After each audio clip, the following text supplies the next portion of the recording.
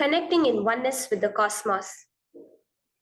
Your body will be like wax, moldable and pliable. Today, as we embark on this journey, shed the notion of limitations. Forget the boundaries imposed by your bone and flesh. Instead, recognize yourself as the very source material of the cosmos, the consciousness from where we all come from. With each movement, you will not just be stretching muscles, you will be reaching into the depths of your consciousness. Visualize yourself as a sculptor, crafting your form with intention and precision. Want to grow 4 inches taller by the end of this session? Believe it, for your body is a wax waiting to be molded as per your intention.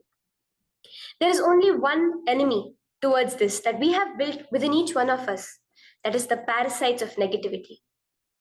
Every muscle you have built in the moment of anger, of anxiety, of pain, of incompletion becomes the boundary of your consciousness.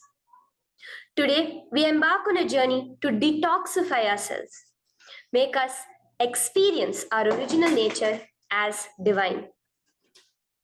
So as we go through these 12 components, which is so unique to Nityananda Yoga, from the original source, the Vedas and Agamas, remember, you are not bound by limitations. You are the creator of your reality. Embrace your true nature. Let us sculpt our beings into an epitome of strength, flexibility, and bliss. Welcome to a transformative experience like no other, Nityananda Yoga. There are 12 different components that consist Nityananda Yoga. One is the asanas, which we traditionally know of. The various body postures revealed by Paramashiva to align the physical geometry of our body, the physical geography of our body, to the cosmic geometry, the cosmic geography. As Paramashiva says, sthiram sukham asanam, that body posture which is steady, comfortable, because it's in its original nature of Paramashivatva. The second are the pranayamas, the various systematic breathing techniques that Paramashiva has revealed for each one of us, that connect us to the higher dimensions of the cosmos and increase the life energy within us. The fourth are the bandhas, the different internal locks of the body. The third are the mudras, the various hand gestures and body movements to seal that life energy within ourselves. The very word mudra means seals. You will be able to seal the space of oneness within you with Paramashiva. The fourth are the bandhas, the various internal locks of the body to awaken the Kundalini Shakti, our latent potential energy, and make us conducive for the ultimate experience. The fifth are the karanas, the beautiful dance movements of the body, revealed by Paramashiva to put you in the space of ultimate bliss, and which engage all the different parts of your body. The next are the visualizations. As Swamiji says, the intention with which you move your body manifests as your reality. As you hold the visualization within you of the various gods and goddesses of Kailasa, of the various beings of this universe, you manifest the powers of those beings within you.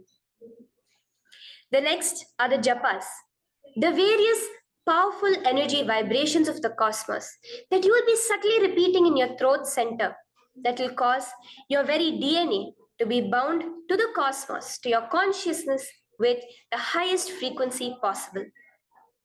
The next are the pramanas, the chanting of the sacred mantras, the original source scripture of Hinduism that reveal the science of Nityananda Yoga, of yoga, because as Swamiji says, yoga has a source and it is Hinduism. These original verses will manifest the vision Paramashiva had when he created yoga in each and every one of us. There are weights, which is an optional component, helps us to enhance our experience of Nityananda Yoga as revealed from the source scriptures of Hinduism. The next are the mandalas, the cosmic geometrical representation. The Shri Chakra, the Shri Yantra, which is the direct geometrical representation of the cosmos, when you keep that in front of you and gaze at it throughout your Nityananda Yoga, your body will fluidly just align itself to the cosmos. We have the Abharana, the Rudraksha, which we keep on our body, which acts as an energy battery, sucking in, storing the energy that we produce during this Nityananda Yoga and releasing it to us throughout the day to fuel our entire day with consciousness.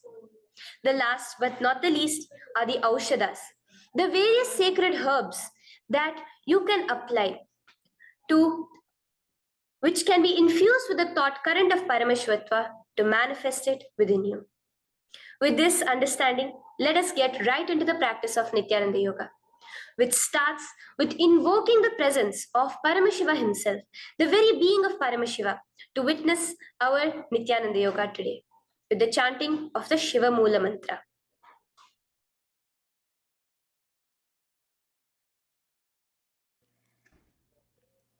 Let us now chant the Shiva Mula Mantra 11 times internally. Om Ham Hom Shivaya Namaha. Om Ham Hom Shivaya Namaha. Om Ham Hom Shivaya Namaha. Om Ham Hom Shivaya Namaha. Om Ham Hom Shivaya Namaha. Om Ham Hom Shivaya Namaha. Om Ham Hom Shivaya Namaha. Om Ham Hom Shivaya Namaha. Om Ham Hom Shivaya Namaha. Om Ham Hom Shivaya Namaha. Om Ham Hom Shivaya Namaha. The next step of this ritual of yoga, as Swamiji reveals, yoga is a ritual, a methodology to connect yourself with the divine. As every ritual in Hinduism goes, we cleanse the three elements of our body, of the world, and of the ultimate with the Tattvachamanam.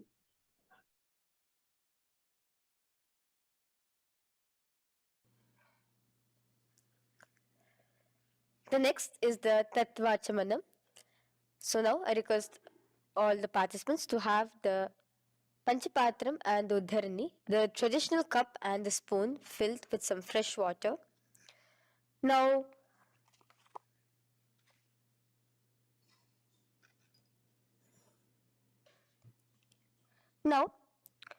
keeping your right hand in the shape of a cow's ear, the Gokarna Mudra, pour an Uddharani of water from the Panchapatram and chanting each of the following mantras internally, drink the water that flows through the base of the palm. Om Atmatattvam Shodayami Svadha. Om Vidyatattvam Shodayami Svadha. Om Shivatattvam Shodayami Svadha. Wash your right hand with water from the Panchapatram. Now, chanting the following mantra internally, wipe the upper and lower lips twice using the base of the right hand thumb, moving the hand from right to the left of the lips. Om Ham Hridayaya Namaha. Wash your right hand with water from the Panchapatram. Now, with the tips of right hand index, middle and ring finger, touch above the upper lips and below the lower lips. Wash your right hand with water from the Panchapatram. Now, with the tips of right hand index finger and thumb joined together, touch your right nostril, left nostril. With the tips of right hand ring finger and thumb joined together, touch your right eye, right ear, left ear. Wash your right hand with water from the Panchapatram. Now, With the base of the right hand thumb and little finger, touch the navel, right chest, left chest. With the right hand, fingertips together, touch the top of the head, right shoulder, left shoulder, and your heart center. With that, we have the Sankalpa. The Sankalpa, the manifestation of our conscious intention. What is it today each one of us want to manifest through Nityananda Yoga? Hold that in your inner space. Through this conscious intention, which directly happens with the blessings, with the grace of the Supreme Pontiff of Hinduism, Bhagavan Shri Nityananda Paramashivoham, you will just see your intention manifesting as reality.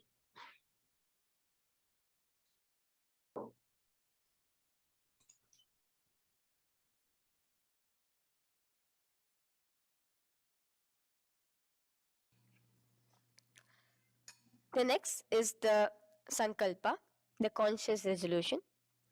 So now I request all participants now to, with your right hand, cover your left palm, which is the Sankalpa Mudra, and keep both the hands on the right thigh. Continue to keep this mudra till the end of the Sankalpa. Om Mamopata Samasta Duritakshayaddvara Bhagavat Shri Nityananda Paramashiva Prityartham Shri Nityanandeshwari Paramashiva Shakti Sameta Shri Nityanandeshwara Paramashiva Prityartham Cha शुभे शोभने मुहूर्ते अद्य ब्रह्मणः द्वितीय परार्धे श्री श्वेतवराह कल्पे वैवस्वतमन्वन्तरे अष्टाविंशतितमे नित्ययुगे प्रथमे पादे जम्बूद्वीपे भारतवर्षे भरतखण्डे मेरोः दक्षिणे पार्श्वे शखाब्दे अस्मिन् वर्तमाने व्यवहारिके प्रभवादीनां षष्ट्याः संवत्सराणां मध्ये शुभनाम संवत्सरे शुभायने शुभऋतौ शुभमासे शुभपक्षे शुभतिथौ शुभवासरयुक्तायां शुभनक्षत्र शुभयोग शुभकरण एवं गुणविशेषण विशिष्टायाम् अस्यां शुभदितौ श्री कैलासोन्नत द्वादशांत श्यामला पीठारूढ़ श्री मीनाक्षी सुंदरेश्वरा भिन्न स्वरूप परशिवपुत्र रत्न कुमार गुरुमन्यतुल्यावतार श्री पार्वती स्तन्यपान लब्ध दिव्य ज्ञान विश्रुत सकल निगमागम सारभूत द्राविड वेद प्रवक्त्रे श्रीमत् परम शिव करुणा समधिगत मुक्तामय चतुरश्रयान गीयमान छत्र चामर श्री चिन्ह काहलादि समस्त बिरदावल्यलंकृत ज्ञान विज्ञान चक्रवर्ती सर्वजन संग सद्यो निर्वाण दीक्षा व्याप वर्ग वर्ष विश्रान जीमूत परमत कलभ केसरी शैव सिद्धांत स्थापनाचार्य श्री राजाधिराज पांड्य महाराज गुरु क्षपन शाक्यादि महांधकार निवारण ज्ञान भानु वीक्षणा नरहार ध्वजोच्छेदन पूर्वक श्रीमद वृषभध्वज स्थापक शैव समय कर्त्रे सर्वज्ञ पीठारूढ़ श्री जगद्गुरु श्री ज्ञान संबंध देशिक स्वामी वागीश सुंदर माणिक्य वाचक स्वामिनाम अवतार भूत श्री ज्ञान संबंध स्वामी पुनरुद्धृत श्यामला पीत सर्वज्ञ पीत तृणवद्युत्तर द्विशततम गुरु महासन्निधान अरुणगिरि योगीश्वर परंपरागत अरुणाचल सर्वज्ञ पीठ गुरु महासन्निधान कैलास परंपरागत कांची कैलास सर्वज्ञ पीठ त्रयष्टम शतोत्तर द्विशततम गुरु महासन्निधान नित्योत्सव नित्य मंगल नित्य कल्याण नित्य रजित कैलास परंपरागत आदि कैलास नित्यानंद पीठ महासंस्थान महासिंहासन पीठ कर्तृ साक्षात् श्री परम शिव समुद्भूत कैलास परंपरागत वैवस्वत मुनि इक्ष्वाकु हरिश्चंद्र भगीरथ श्रीरामचंद्र सूरसेन इत्यादि अनवच्छिन्न सार्वभौम चक्रवर्ती परंपरागत चतुष्षष्टि योगिनी मंडित चतुष्षष्टि संप्रदाय प्रवर्तक मनुधर्म शासन सूर्यवंश प्राप्त सर्वज्ञ पीठ सुरांगी साम्राज्य मूधाभिषिक्त चूदामणे साक्षात् श्री परम शिव समुद्भूत कपिल महागुरु पुनरुद्धृत महानिर्वाणि पीठ अष्टोत्तर सहस्र श्री महामंडलेश्वर साक्षात् श्री परम शिव समुद्भूत श्री महागणपति समारंभ अनवच्छिन्न पीताधीश्वर गुरु परंपरा प्राप्त अतल पीता अष्टोत्तर सहस्रतम अष्टोत्तर सहस्र श्री अतल पीताधीश्वर धर्म मुक्ति स्वर्गपुर स्वर्ण पीता त्रयोविंश गुरु महासन्निधान कैलास परंपरागत आदिपीठ सर्वज्ञ पीठ जगद्गुरु श्री कैलास पुनरुद्धारक श्री कैलास परमाचार्य श्रीमत् परमहंस परिव्राजकाचार्य वर्य सच्चिदानंद प्रणव स्वरूप श्रोत्रिय ब्रह्मनिष्ठ श्रीमद् जगद्गुरु श्रील श्री भगवत श्री नित्यानंद परम शिव श्री ज्ञान संबंध देशिक परमाचार्य स्वामिनां प्रीत्यर्थम तेषां पादारविन्दयोः भक्ति सिद्ध्यर्थम गुरु कृपा कटाक्ष सिद्ध्यर्थम क्षेम स्थैर्य वीर विजय आयुरारोग्य ऐश्वर्यानाम् अभिवृद्ध्यर्थम धर्मार्थ काम मोक्ष चतुर्विध फल पुरुषार्थ सिद्ध्यर्थम समस्त दुरितोपशांत्यर्थम समस्त मंगलावाप्यर्थम भगवत श्री नित्यानंद परम शिव प्रसादेन सकुटुंबस्य ज्ञान वैराग्य जीवन मुक्ति प्राप्त्यर्थम भगवत श्री नित्यानंद परम शिव कृपा कटाक्षेण पूर्ण आरोग्य युक्त दृढ़गात्र यौगिक शरीर सिद्ध्यर्थम परम शिव शक्ति आविष्करणार्थम नित्यानंद योगाभ्यासं करिष्ये. Now wash your right hand with water from the Panchapatram. Om Apaupasprisya. Now, let's get started with the asanas. Okay? Sit first in a cross-legged position on the ground in Sukhasana. Bring your hands into the Bindu Mudra with your thumbs and index fingers touching each other. Place it on top of your knees. Here we have the Kumbhaka, the pranayama of Samana Kumbhaka. As you inhale and exhale, visualize flames licking up your spine. Do the bandhas, the locks, the Mahamudra Bandha, all three of the bandhas, where you are doing the Jalandhara Bandha, tucking in your chin to your chest, the Udyana Bandha, sucking in your stomach, and the Moola Bandha, clenching your perineum.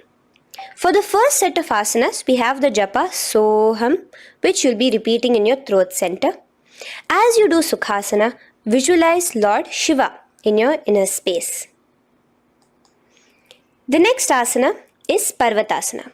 Now, from the seated position, bring both your feet to the opposite thighs.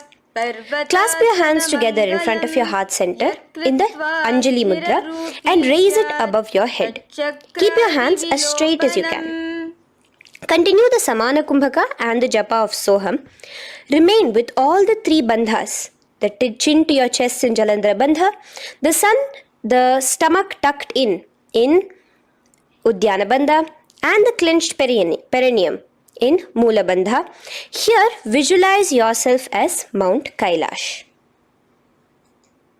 The next asana is Hali Pavasana. Now slowly bring your feet together in front of your body as you stretch it out a little further away. Now bring your hands behind your back and clasp the left hand by your right. Lean forward, placing your forehead on the ground as you continue to engage all the three bandhas. Here, gaze at your nose. Visualize Swamiji, the Supreme Pontiff of Hinduism, in your inner space. Now in a similar position from Hali Pavasana, just release your hands, slightly get up and bring your hands in front of your body. Place them on the ground, cupping your hands, making a hollow in Nagi Pavasana. Visualize yourself as a snake, gazing at your nose. Continue the japa, the pranayama and all three bandhas engaged. Now, raise up. This is Kokilasana. Hold your big toes with your index and middle finger in the Prana Mudra. Stretch your legs straight out and upwards. Cross it into Padmasana. Bring it to your opposite thighs.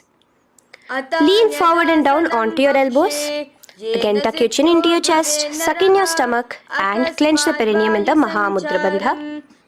Visualize yourself as a bird in Kokilasana. The next is Neti Asana. Now, raise up again. Bring one ankle to the top of the opposite knee. Hold the elbows with your hands. Hold the respective elbows with the opposite hands. Again, engage all the three bandhas and rotate your arms in a circular motion. Keep the spine completely straight and gaze towards your nose.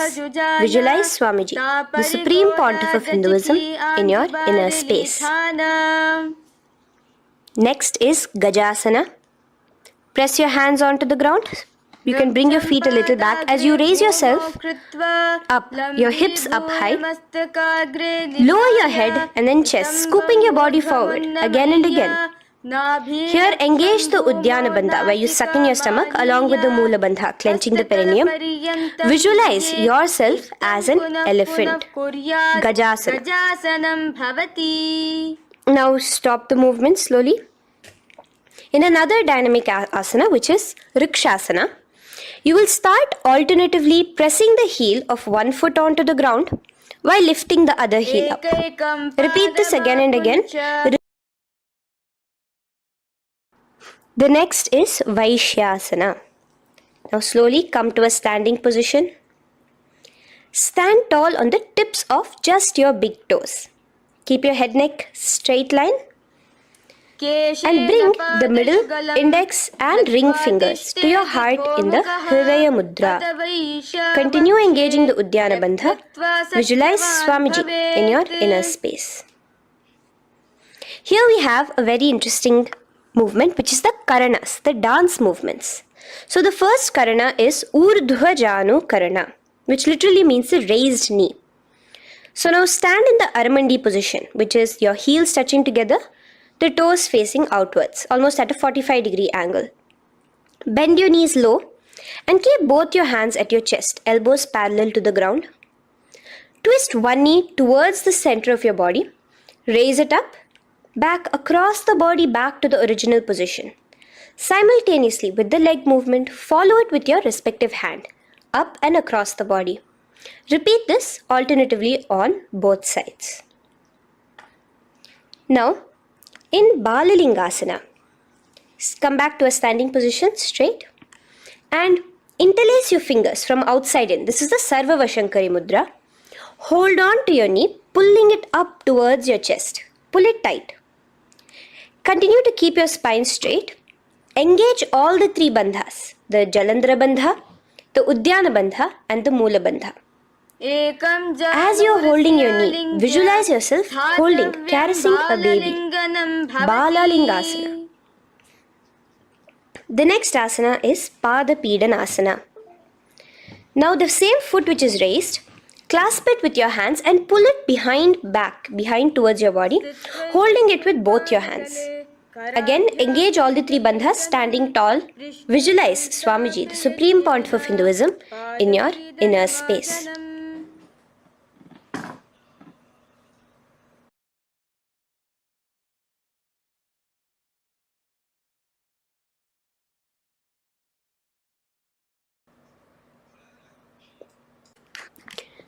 From here, let's enter into Natarajasana. Now, the same foot you're already holding behind your back, twist the same hand of that leg inwards and pull the leg back. Extend the opposite hand forward with the index and thumbs together, again in the Bindu Mudra. Now, pull the foot back and up while leaning forward in Natarajasana. Hold your balance here. Here you will be engaging only the Moola Bandha, visualizing yourself as Lord Nataraja, the Lord of Dance.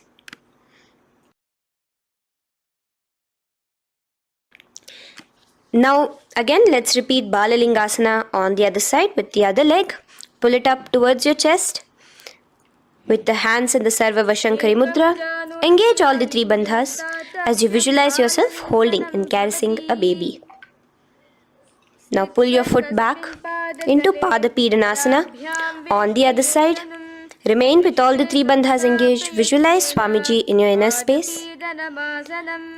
And lean forward. Now, hands stretched in the Bindu Mudra into Natarajasana. Balance there as you visualize yourself as Lord Nataraja. Now, come back to a standing position. Release your leg. Gain your balance. As we enter into the Ardharechita Karana. Now again, bring yourself to the Aramandi position, heels together, toes pointed outwards and knees bent. Now from this position, bring your right foot onto the tips of the toes behind the left heel. The heel should be up. Bring your left hand towards your chest, parallel to the ground again, and extend the right arm out and wide like a pendulum. Bring it back towards your chest. Now while your arm is swinging, remember to move your fingers one by one inwards towards the palm and then outwards. Now place the right hand over the nose. Uncross your ankles. Let's do this on the other side also. Cross the left ankle behind and stretch the left hand out like a pendulum.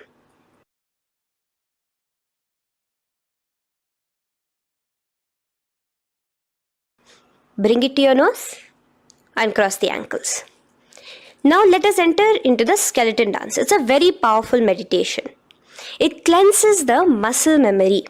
Any patterns which are there within your muscle memory can be completely wiped out through this skeleton dance. Just 2 simple steps. Now stand straight. Visualize yourself as a skeleton. You can close your eyes. Just visualize yourself as pure bones. There are no muscles, no veins, no nerves, tissues, organs, nothing. Just bones, a skeleton form. And shake your body intensely. As a skeleton, you are moving yourself wildly, intensely. Just shake it all out. Move your hands, move your legs, your head. Let there be no bone in your body untouched. Just move it. Move wildly, shake. Literally feel yourself throwing all the patterns out of your system with the intensity of your shaking.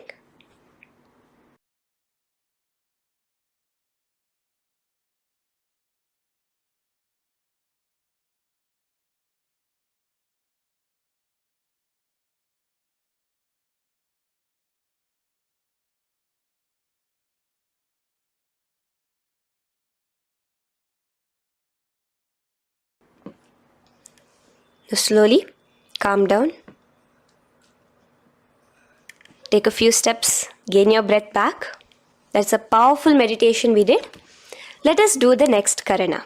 Again, come back to a standing position. Do the Aramandi. Your toes outwards, knees bent with your feet together. Now here, raise your hands above your head. Keep your palms completely straight and cross the wrists with the palms facing forward and the back of the hands outward. Now from the crossed wrists, uncross the wrists, spreading your arms out wide while you turn your hip towards the side. Turn by the waist sideways. Bring your hands back over the head and turn on the other side. Repeat this on the other side. Do it again. Let's twist out. Come back to the middle and twist out again. This is the Kati China Karana. Now stand tall. Raise your hands above your head. Bring yourself to the top of the tip of your toes.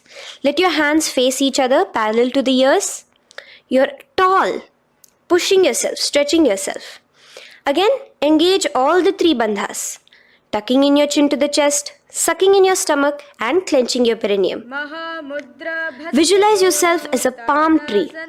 We have the japa changing over here where you will be repeating Shivoham in your throat center. Tadasana. Now, as we enter into Uttanasana, relax and lean forward, bringing your hands on by the ground next to your feet. Keep your palms flat on the ground. Try your best. Engage all the three bandhas. Remain with all the three bandhas engaged as you visualize Swamiji, the Supreme Pontiff of Hinduism himself, in your inner space. Now jump your feet back into Tarakshvasana, coming to a plank position. Keep your hands shoulder width apart. Be steady there. Chuck in your chin to your chest in the Jalandhara Bandha as well as engaging the Moola Bandha. Now rotate your head while in the Jalandhara Bandha from shoulder to shoulder, side to side. This is Tarakshvasana.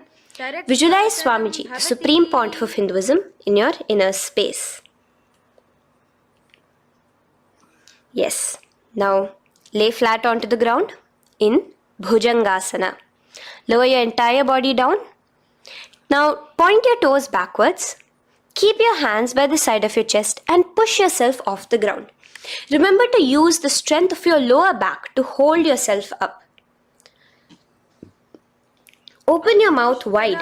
Inhale through the hollow of your throat and exhale through your nose. This is the Bhujangani Mudra. In Bhujangasana, you will visualize yourself as a cobra. Now come back into a plank position. So you can tuck in your toes and come back into a plank position. In Shashasana, alternate bringing one knee towards your chest, back and forth. So you'll bring one knee front, push it back and bring the other knee. Repeat this again and again. Do the Sahaja Kumbhaka. Simple breathing in, breathing out. Engage the Moola Bandha, clenching your perineum. Visualize Swamiji, the Supreme Pontiff of Hinduism. Okay. Now place your legs back into the plank position as we enter into Rathasana. Again, bring one foot between your hands and alternate jumping one foot back and bringing the other foot forward simultaneously. Again and again. Continue the Sahaja Kumbhaka and the Moola Bandha engaged as you visualize yourself as a chariot, a Ratha, in Rathasana. Now, into Veerabhadrasana. Remain one leg in between your hands. So as you jump, one leg comes between your hands. Stop in that position. One leg stretched back. And raise yourself up into a standing position. So the front foot will be pointing forwards and bent at a 90-degree angle. The knee will be bent at a 90-degree angle. The other leg, which is extended back, the foot will be pointed sideways at a 45-degree angle. Now raise your palms, hands up, parallel beside your ears. Do the Uddiyana Bandha along with the Moola Bandha, pulling in your stomach in.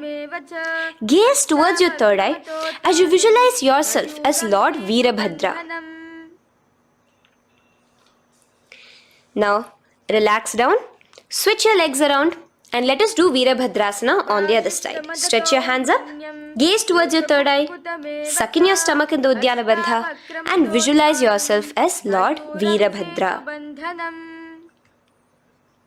Okay, bring your feet together now. Let us move into Vrikshasana. Now stand tall, gain your balance here slowly. Bring one foot towards the inner thigh. Bring your palms together, raise them up above your head in the Anjali Mudra. Keep your elbows as straight as you can. Again, continue the Udyana Bandha, sucking in your stomach. Gaze forward. Hold your balance. Visualize yourself as a tree, the stability of a tree in Vrikshasana. Now, slowly bring your hands down. Now, the foot which is in your inner thigh, bring it towards the opposite, to the root of the opposite thigh. Bring your hands in the Namaskar Mudra in front of your heart center together and visualize yourself here as Lord Garuda, just engaging the Mula Bandha alone here. This is Garudasana. Now let us repeat Vrikshasana on the other side. Slowly put your foot down. Bring the other foot to the inner thigh. Raise your hands above your head. Suck in your stomach in the Udyana Bandha and visualize yourself as a tree. Let's repeat Garudasana on the other side. Slowly bring the foot to the opposite thigh and lower your hands to be in front of your heart center. Release the Udyana Bandha, just engaging the Mula Bandha, clenching your perineum. Visualize yourself as Lord Garuda, the eagle vehicle of Lord Mahavishnu. Okay, bring both your feet to the ground now and spread them far apart from each other.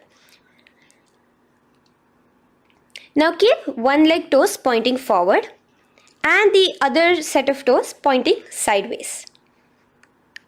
Straighten your arms out parallel towards the ground. Bring your front arm down towards the front foot, beside your foot, while the other arm extends towards the sky. Visualize yourself as a triangle in Trikonasana.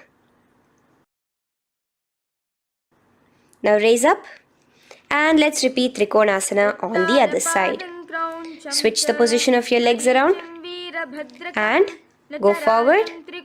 The other arm raised towards the sky. Visualize yourself as a triangle. Now come back to a standing position. Bring your feet together. We are having another Karana, the Nikuttaka Karana. Bring yourself to the Aramandi position. Feet together, knees out wide. Here now bring your hands towards your chest, but keep both your palms parallel towards each other. Bring your right foot onto the toes with the heels up and simultaneously bringing the right hand towards the top. Now drop the right foot, simultaneously lifting the left foot onto the toes and switch the hands position. Now the left hand is on the top and the right hand is on the bottom. Repeat and let us do this repeatedly. Okay. Relax now, come back to a straight position and sit down onto your toes. Sit on your heels with your toes on the ground, knees raised up off the ground, together in front of you in Angushtasana. Bring your hands together in the Namaskara Mudra in front of your heart center. We have a very interesting pranayama over here, which is the Bhramari Kumbhaka, where you will be subtly buzzing like a bee as you do this asana. The japa we'll be entering into is Sadashivoham. In Angushtasana, engage the Mula Bandha as you visualize Swamiji, the Supreme Pontiff of Hinduism, in your inner space. Now in the same position, slowly bring your hands to the ground. Balance yourself as you stretch one foot forward, sitting on the heel of one foot and the other foot stretched forward, toes pointed upwards. Bring your hands to the Vara Mudra, just the tips of the finger on the ground while the palm faces forward, both your hands. Continue to engage the Mula Bandha, clenching the perineum as you visualize Swamiji, the Supreme Pontiff of Hinduism, in your inner space. Now, the leg is stretched forward, right? Stretch the same hand, the respective hand forward and clasp onto the big toe of that foot in the Prana Mudra with your index and middle fingers.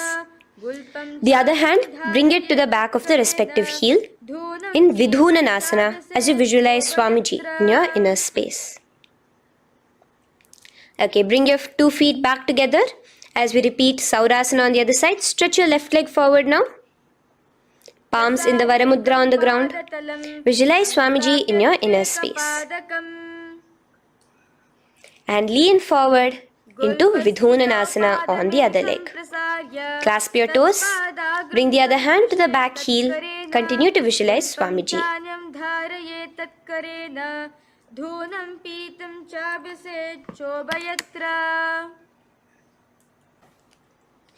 Now bring your 2 feet back together as you continue to sit on the heels, getting a nice toe workout here.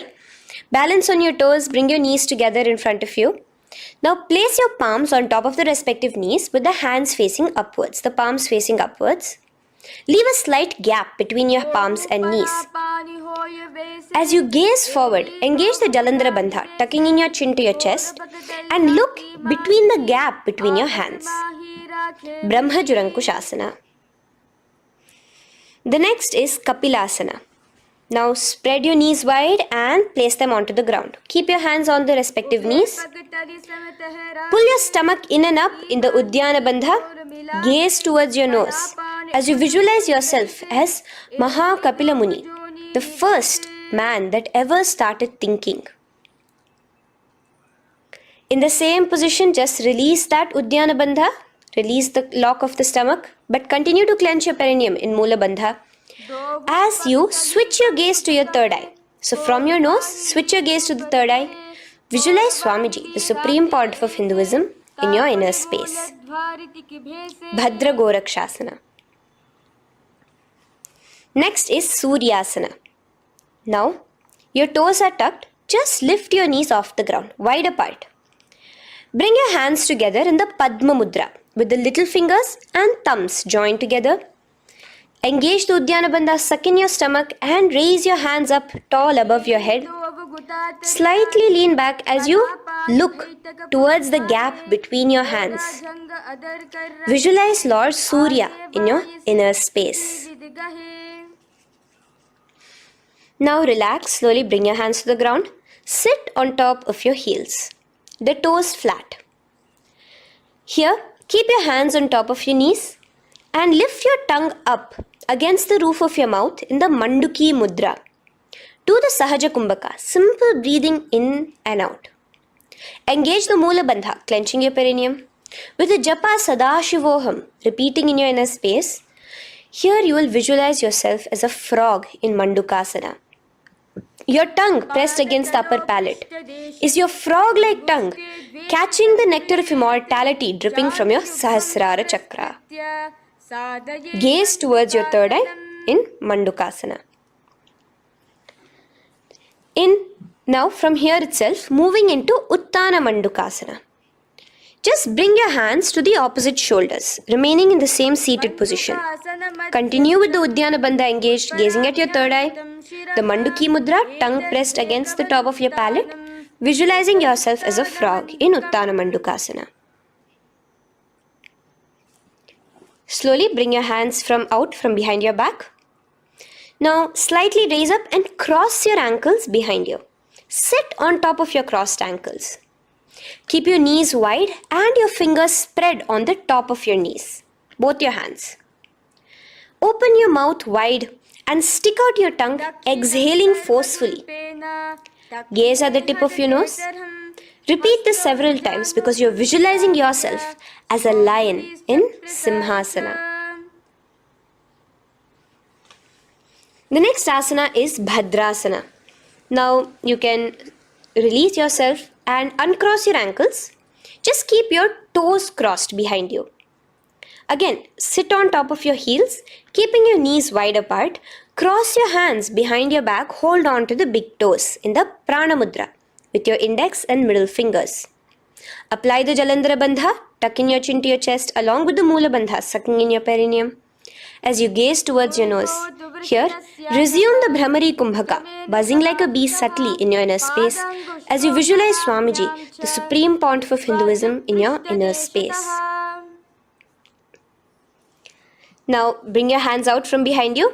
As you bring yourself to a squatting position. Keep your feet flat onto the ground as close together as possible, but your knees opened wide. Bring your body in between your knees, your torso in between your knees, and take your arms in and around your knees towards the back, clasping your fingers, interlacing your fingers behind you in the Parashumudra. Gaze towards your nose. Visualize yourself as a crow in Kakabhusandhi Asana. The next asana is Kani Pavasana. Unclasp your hands and place them flat onto the floor. Keep them shoulder width apart for good balance. Now, slowly bring your knees to the back of your arms, above the elbows. Lean your chin forward and down. Keep your gaze steady as you lift your feet off the ground. In Kani Pavasana, visualize Swamiji, the Supreme Pontiff of Hinduism, in your inner space. Now in the same position, slowly lower your head to the ground and stretch your legs up high, forming a tripod between your two hands and your head in Kapali Asana. Gaze at your nose, continue the Brahmari Kumbhaka, continue engaging the Mula Bandha and the Japa of Sadashivoham. Visualize Swamiji in your inner space. The next asana is Parshva Mayurasana. Slowly bring your feet down. Yes, relax. And now squat on your toes with your knees together and twist your body. Place both the hands to one side of your knees. Now bring one of your elbows to the knee and the other of your elbows towards the hip. Lean onto your arms, balance, extending your legs out to the side. Gaze towards your third eye, visualizing yourself as a peacock. In Parshva Mayurasana, as you do the pranayama, the Rechaka Kumbhaka, let your exhalations be prolonged and your inhalations be slightly shorter. Now relax, bring your feet to the ground and bring your body to the other side of your knees as you repeat Parshva Mayurasana on the other side. Lean forward, stretch your legs, gaze at your third eye. Visualize yourself as a peacock. Now let's do Bhairaganathasana. Now come again to a plank position. Place your hands down, stretch your legs back and bring one foot around your shoulder to be placed in between both your palms. Gaze at your third eye. Just engage the Mula Bandha, clenching your perineum. Here, this is Bhairaganathasana. Visualize yourself as Lord Kala Bhairava. Slowly bring your foot out and bring the other foot in between your palms, remaining in the plank position. Continue to visualize yourself as Lord Kala Bhairava in Bhairaganathasana on the other side. The next asana is Unmukha Pithasana. Now from the same plank position, bring your forearms onto the ground. Be steady as you walk your feet closer towards yourself, forming like a slight mountain. In Unmukha Pithasana, gaze at your third eye. Continue the Rechaka Kumbhaka. Visualize Swamiji in your inner space. The next asana is Vashishthasana. Now, just raise yourself onto one of your hands. So, release your forearms off the ground and raise yourself onto your right arm. And keep your body completely parallel to the ground as you raise your left arm straight above your head. Visualize yourself as Rishi Vashishta as you do the Vashishthasana. Gaze towards the hand on the top. Now slowly bring that hand down. As you switch the hands, bringing your right hand up towards the sky. Balance there, completely straight on your toes. As you visualize yourself as Rishi Vashishta, the Guru of Bhagavan Sri Rama. Now, bring your feet forward into Anjani Asana. So here you will be sitting on your hips with your legs pointed forward. And sit on top of your hands. So keep your palms facing upwards and sit on both your palms as you tuck your elbows into your body. Do the Rechaka Kumbhaka, continue the Rechaka Kumbhaka. Engage the Jalandhara Bandha, tucking in your chin to your chest, gaze at your nose, visualize yourself as Lord Hanuman in Anjani Asana. Now, slowly release your hands from under your body as you lean forward into Paschimottanasana. clasp your respective toes with your index and middle finger. Lean forward and down, bring your elbows to the ground, your forehead towards your knees. Engage all the three bandhas. The Mahamudra Bandha. As you visualize Swamiji, the Supreme Pontiff of Hinduism in your inner space, with a new japa, Mahasadashivoham, starting here.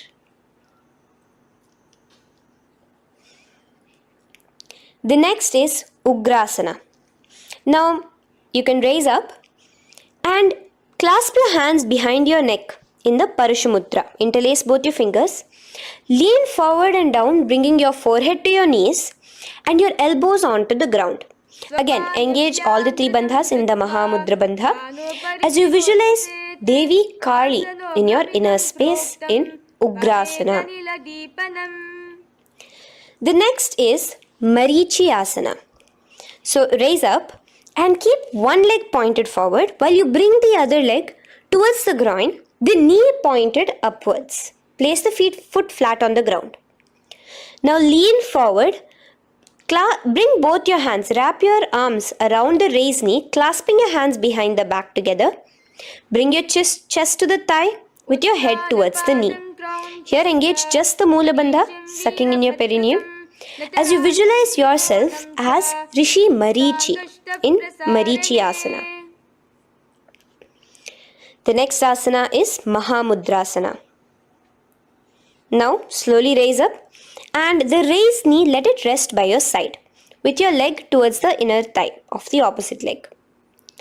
Now again reach down, hold your foot, bring your elbows to the ground, your forehead to your knees. Engage all the three bandhas in the Mahamudra Bandha. Gaze at your nose, visualize Swamiji himself in your inner space.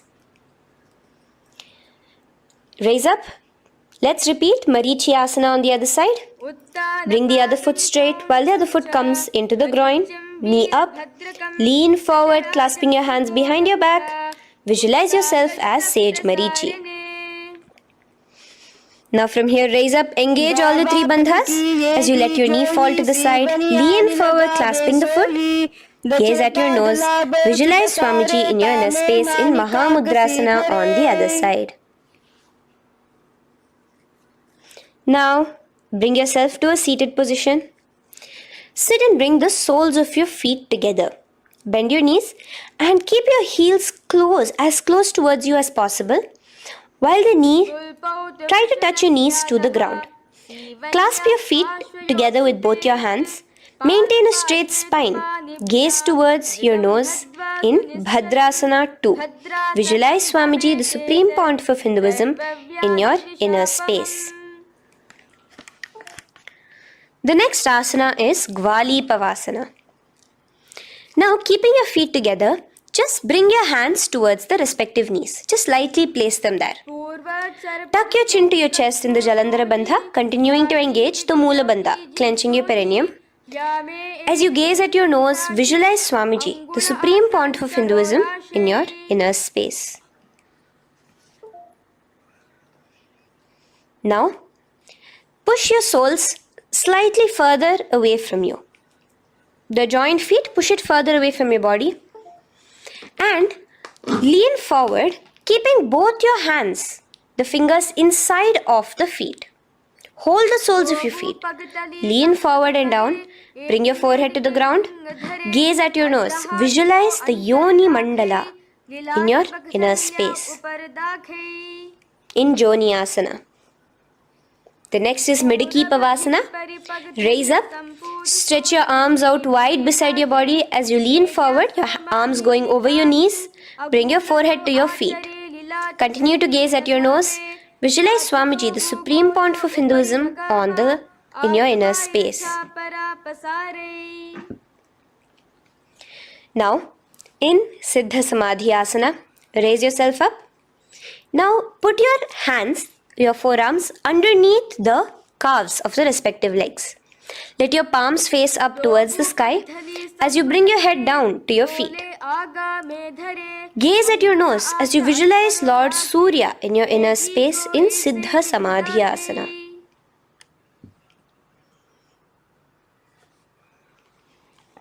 The next asana is Chinaki Pavasana. Raise up now. Bring both your feet together in front of you. Bring your feet back close to your body. Now place your hands underneath both the feet and pull your feet open like a book facing towards the sky. Both your feet. Press your elbows onto your thighs near the knees and gaze towards your nose, visualizing Swamiji in your inner space in Chinaki Pavasana. Giving yourself a nice stretch. Now release your feet and bring your hands to the respective knees. Gently push down on your knees, pushing it towards the ground. Suck in your stomach in the Uddiyana Bandha. Gaze at your third eye, visualizing Swamiji in your inner space. This is Charapata Chokasana. The next asana is Bhairavasana. Now continuing to remain with your feet together, you can use the help of your hands to bring your toes onto the ground with your heels pointed upwards. Just push yourself and try to do it. Continue to remain with the Uddiyana Bandha engaged, your stomach sucked in. Bring your hands to the Bindu Mudra with the index and thumbs together on top of the knees. Gaze at your third eye. Visualize yourself as Lord Kala Bhairava in Bhairavasana. The next asana is Samanasana. So slowly you can bring your feet out from underneath. Take now one foot towards your chest, holding with both your hands as the other foot rests by the perineum. Pull the sole onto your chest. Gaze at your third eye.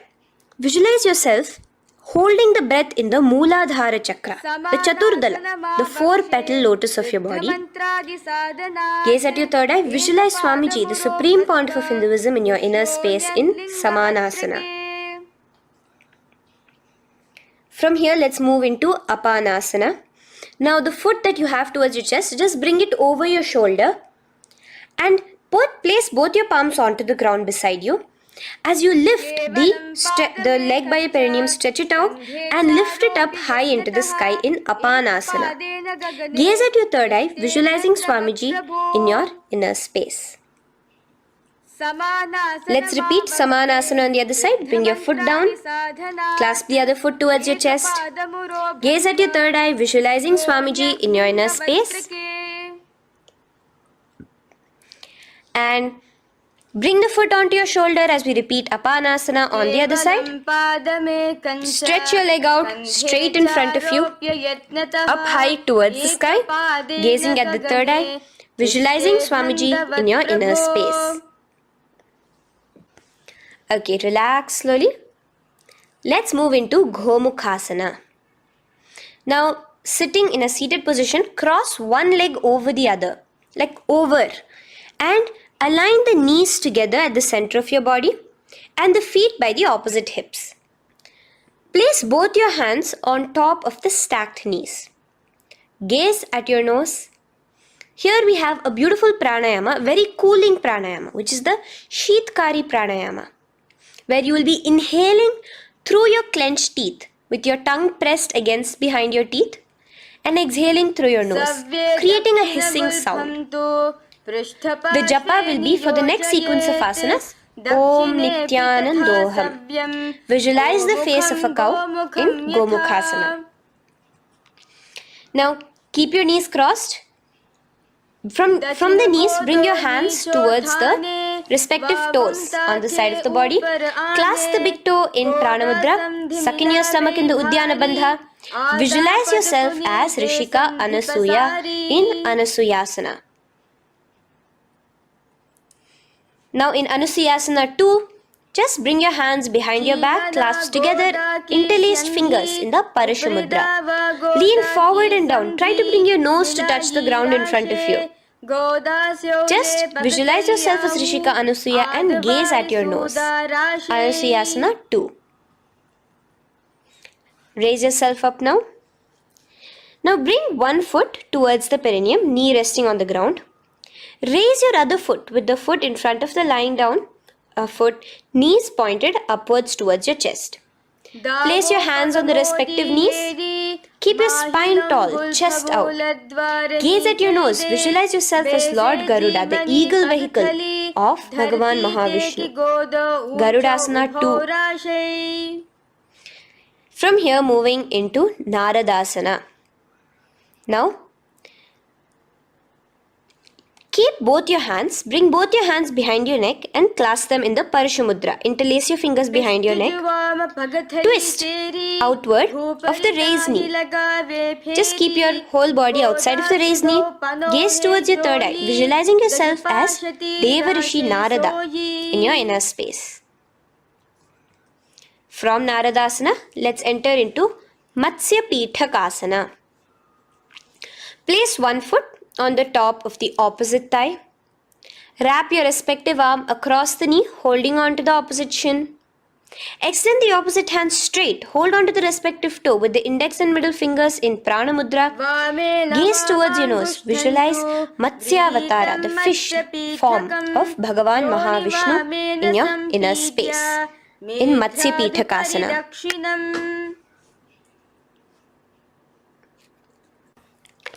From there, let's repeat the Gomukhasana and the rest of the asanas on the other side too.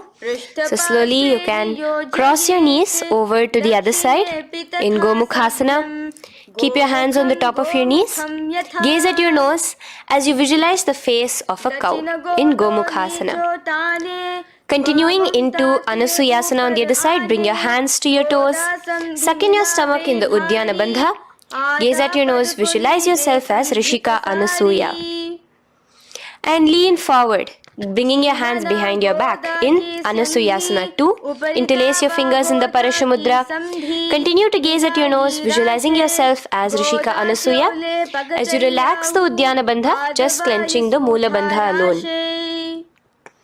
Raise up, bring your feet together in front of you as we enter into Garudasana 2. Place your hands on the respective knees. Stay straight. Visualize yourself as Lord Garuda as you gaze towards your nose. And twist your body out of the raised knee, hands clasped in the Parashamudra behind your neck. Gaze at the third eye, visualizing yourself as Devarishi Narada. And bring the foot to the opposite thigh as we enter into Matsya Pithakasana on the other side. Clasp your toe in Prana Mudra. Gaze at your nose, visualizing Matsya Avatara, the fish avatar of Lord Vishnu in your inner space. Now let's enter into Matsyendrasana.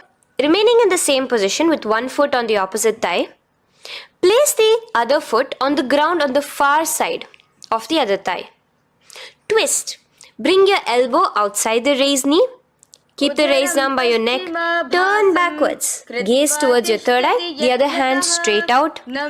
Visualize Matsyendranatha, the great Rishi and master of Hatha Yoga in your inner space. Just switch your hands around. Straighten the hand that was originally bent and bend the other hand towards your neck. As we enter into Kubhasana, visualize yourself as a camel. Continue to gaze at your third eye. Now, straighten out both your hands straight out in the same position. Continue to gaze at your third eye, visualizing Matsyendranatha, the master of Hatha Yoga in your inner space. Now slowly, take your foot off from the thigh. As we enter into Matsyendrasana on the other side, bring the other foot to the thigh. Place the other foot on the far side. Twist, bringing your elbows outside of the raised knee, hands on the head. The other hand stretched out back. Twist, gazing at your third eye. Visualize Matsyendranatha in your inner space. Switch the hands around as we enter into Kubhasana on the other side. Remember to visualize yourself as a camel.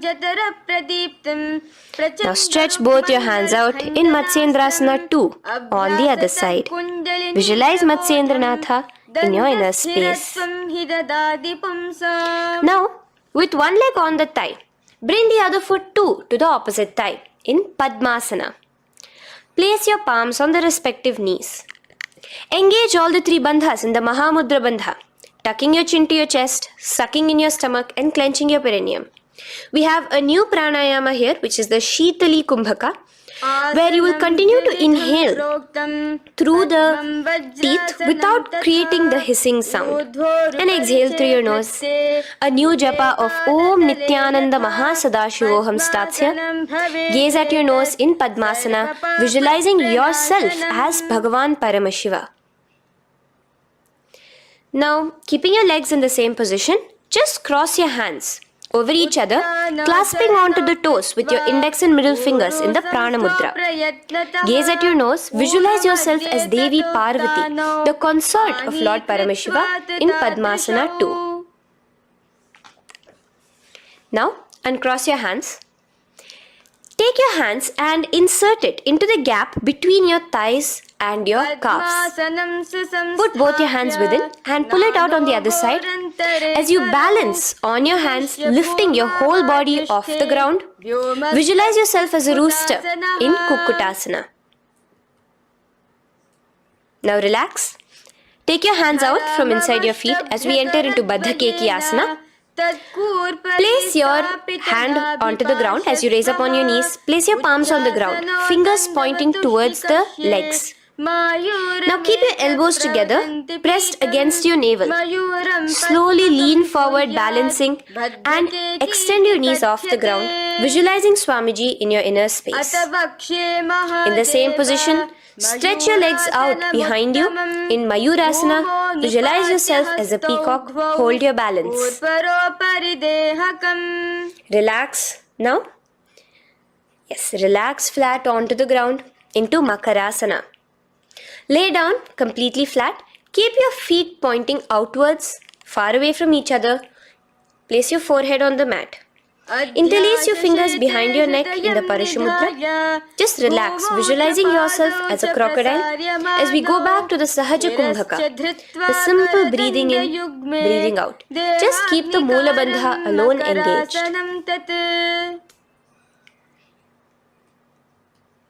The next asana is Shalabhasana. Now lay on your stomach and place your hands on the ground beside the chest. From the laying position, raise your legs up. Use your core strength to bring your thighs off the ground. Visualizing yourself as a locust in Shalabhasana. Relax your feet down and bring your hands to your feet, pulling your feet down towards the ground beside your hips. In Ushtrasana, visualize yourself as a camel.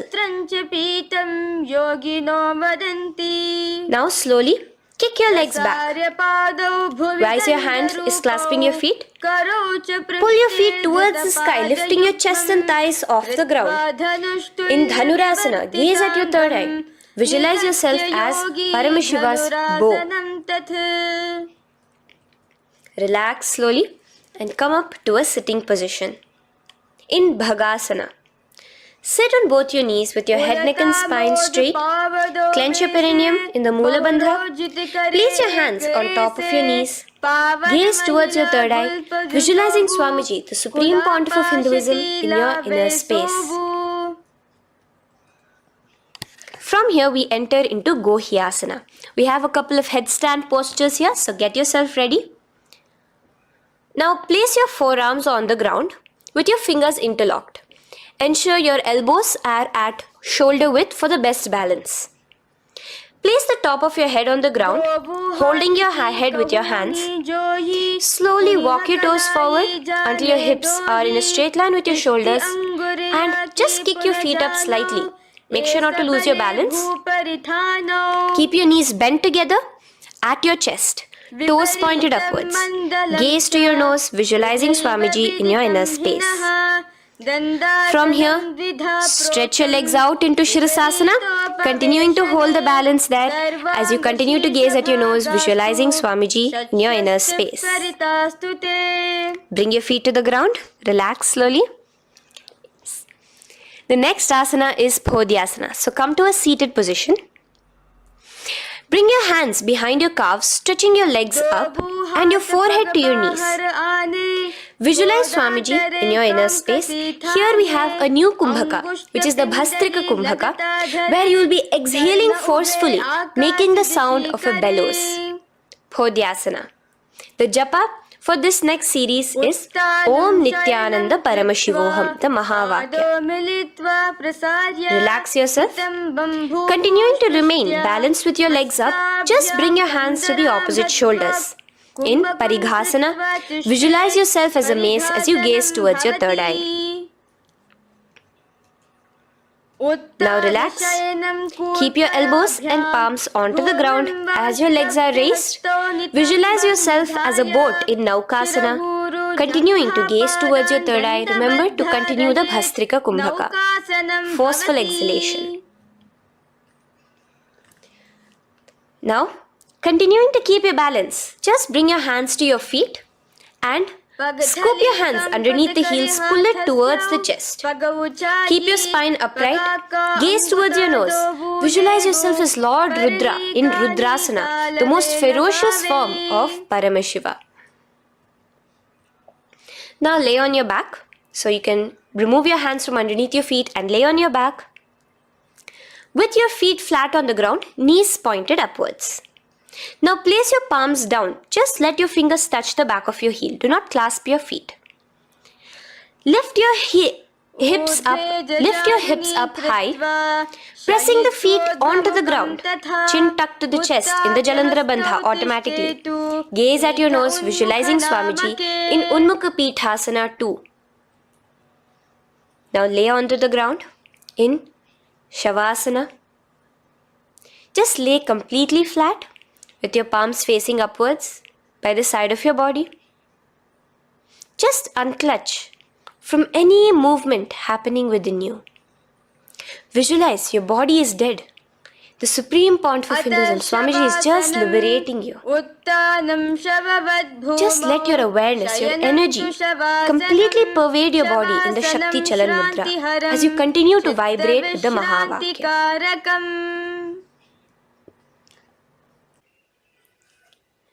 Roll over to one side and come to a seated position. Feel the life entering your body back. In a seated position, let us get continued with the sequence. We have 200 asanas more to go, starting with Yatha Sanishtasana. In Yatha Sanishtasana, sit in any posture you are completely comfortable in. Bringing your hands into the Bindu Mudra with the thumbs and index touching. Start off with the Samana Kumbhaka. As you're inhaling and exhaling, feel flames licking up your spine. Clench your perineum in the Moola Bandha with the japa Om Nityananda Paramashivoham for the remaining of the sequence. Visualize Swamiji in your inner space. From here, moving into Samasana, where you bring your feet to a cross-legged position. Keep your hands on your knees with the thumbs and index touching in the Bindu Mudra. Just inhale and exhale as you visualize Swamiji in your inner space. The next is Muktasana. Press your left foot against your genital region. Place the right foot on top of your left. Keep your hands facing downwards on top of your knees. Sit straight, gazing towards your nose. Visualize yourself as a sage liberated by Swamiji himself. Now, continue to remain in the same position as we go into Siddhasana, where your gaze will be switching from the nose to your third eye. Continuing to visualize Swamiji in your inner space, ensure the Moola Bandha, the perineum, is locked. In Siddhyasana now, continuing the same position.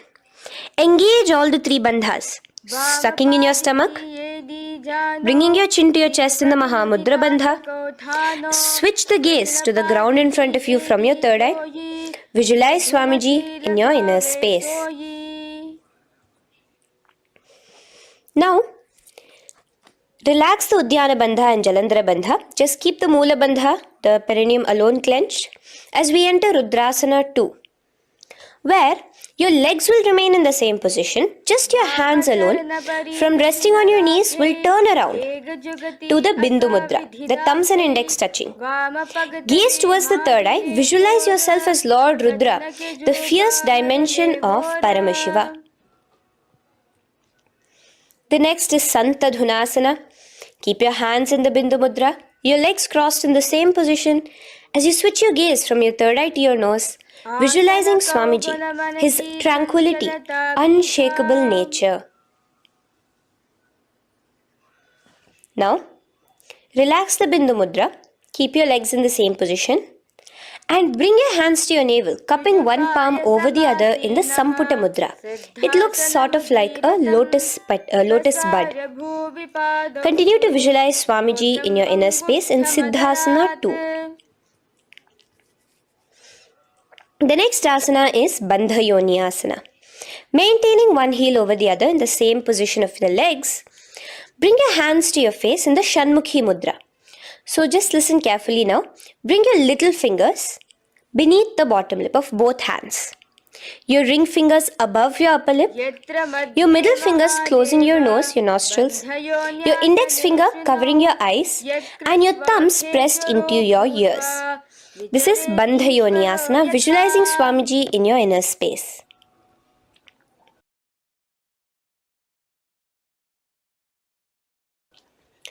The next asana is Virasana. Now, you can remove your hands from your face and bring one foot onto the opposite thigh, and the other foot underneath the thigh. Keep your hands in the Bindu Mudra, thumb and index fingers together on the top of your knees as you embody the space and state of bravery, Veera, in Virasana. Now, changing the leg position again as we enter into Valmikasana.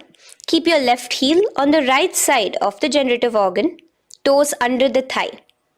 Keep your right foot on top of the left leg, toes by the knee. Again, bring your hands into the Bindu Mudra on top of the knees. Gaze towards your third eye. Visualize Rishi Valmiki, the poet, the first poet and author of Ramayanam. The next asana is Joni Mudrasana. So you're going to remain here as you switch your gaze to your nose, visualizing the Yoni Mandala, a beautiful formation, divine cosmic geometry, representing Devi, Shakti, a symbol of the creative energy of the universe in Joni Mudrasana. In the same position, switch your gaze to your third eye, continuing to visualize the Yoni Mandala in your inner space. Now, let's move into Bhadrasana 3. So bring your feet, the soles of your feet together, uncross them and bring them together in front of your body. Hold it with both your hands, pulling it against you. Push your knees down towards the ground.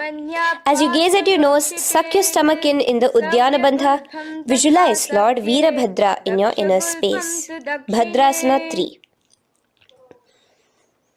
In the same position, we are entering into Aghorasana, where your left hand will rest on top of the left knee, while your right hand comes towards your face. Now, do the Khechari Mudra, where you are bringing your tongue towards the upper palate, gazing towards your third eye. Now, with your right hand, cover your mouth, close the left nostril with your index finger, inhale through the right nostril. Close both the nostrils, hold your breath and exhale through the left nostril in the Abhyantara Kumbhaka. Repeat this on the other side. Visualize yourself as an Aghori, completely dedicated to Paramashiva in Aghorasana. The next asana is Kaneri Pavasana. So you can distance your feet a little away from your body. As you lean forward, place your elbows onto the soles of your feet and rest your chin on your palms. Gaze at your nose, suck your stomach in Udyana Bandha. Here, continuing with the Rechaka Kumbhaka, where your exhalations are prolonged than your inhalations, visualizing yourself as a female elephant drinking water in Kaneri Pavasana. The next asana is Parasana. So now, come to a seated position, raise yourself up and keep your knees raised. Bring your hands underneath your knees, between your calves and thighs, and clasp them together. Interlace your fingers in the Parashamudra in front of your navel. Lift your feet off the mat. Visualize Swamiji, the Supreme Pontiff of Hinduism, in your inner space as you gaze at your nose in Parasana. The next asana we'll be moving into is Gopi Chandasana. Now, take your hands out from in between the feet as you let your feet rest on the ground. Take your hands out from underneath your calves. Interlace your fingers around the feet with the soles of the feet together and raise it up towards your chest. Rest your knee on top of your feet. Gaze at your nose. Embody the state and space of a king in Gopi Chandasana. The next asana is Udarasana. So now just quickly release your legs, bring your hands underneath your calves and hold on to your feet again from inside out. Both your feet together. Bring your feet up to your chin, resting your chin on top of the interlaced fingers. Bring your feet to your chest, gaze at your nose, visualizing your body, the supreme pontiff of Hinduism, free from any defects in Udarasana. Now, in the same position, just lift your legs up towards your head. Let the top of your hands come towards the top of your head, your forehead. And this is Vishishtasana. Visualize yourself excelling in everything in this posture. Now, slowly relax. Keep your hands underneath your shins as you take your hands up to the shoulder, pulling your hand and interlacing your fingers behind your neck. In Bhujasana, visualize yourself as a cobra. The next asana is Kalyanasana. So in the same seated posture, bring your hands around from behind your neck, remove them and put them around your back, interlacing the fingers behind you. Gaze at your nose. Visualize yourself as a beautiful, auspicious goddess in Kalyanasana.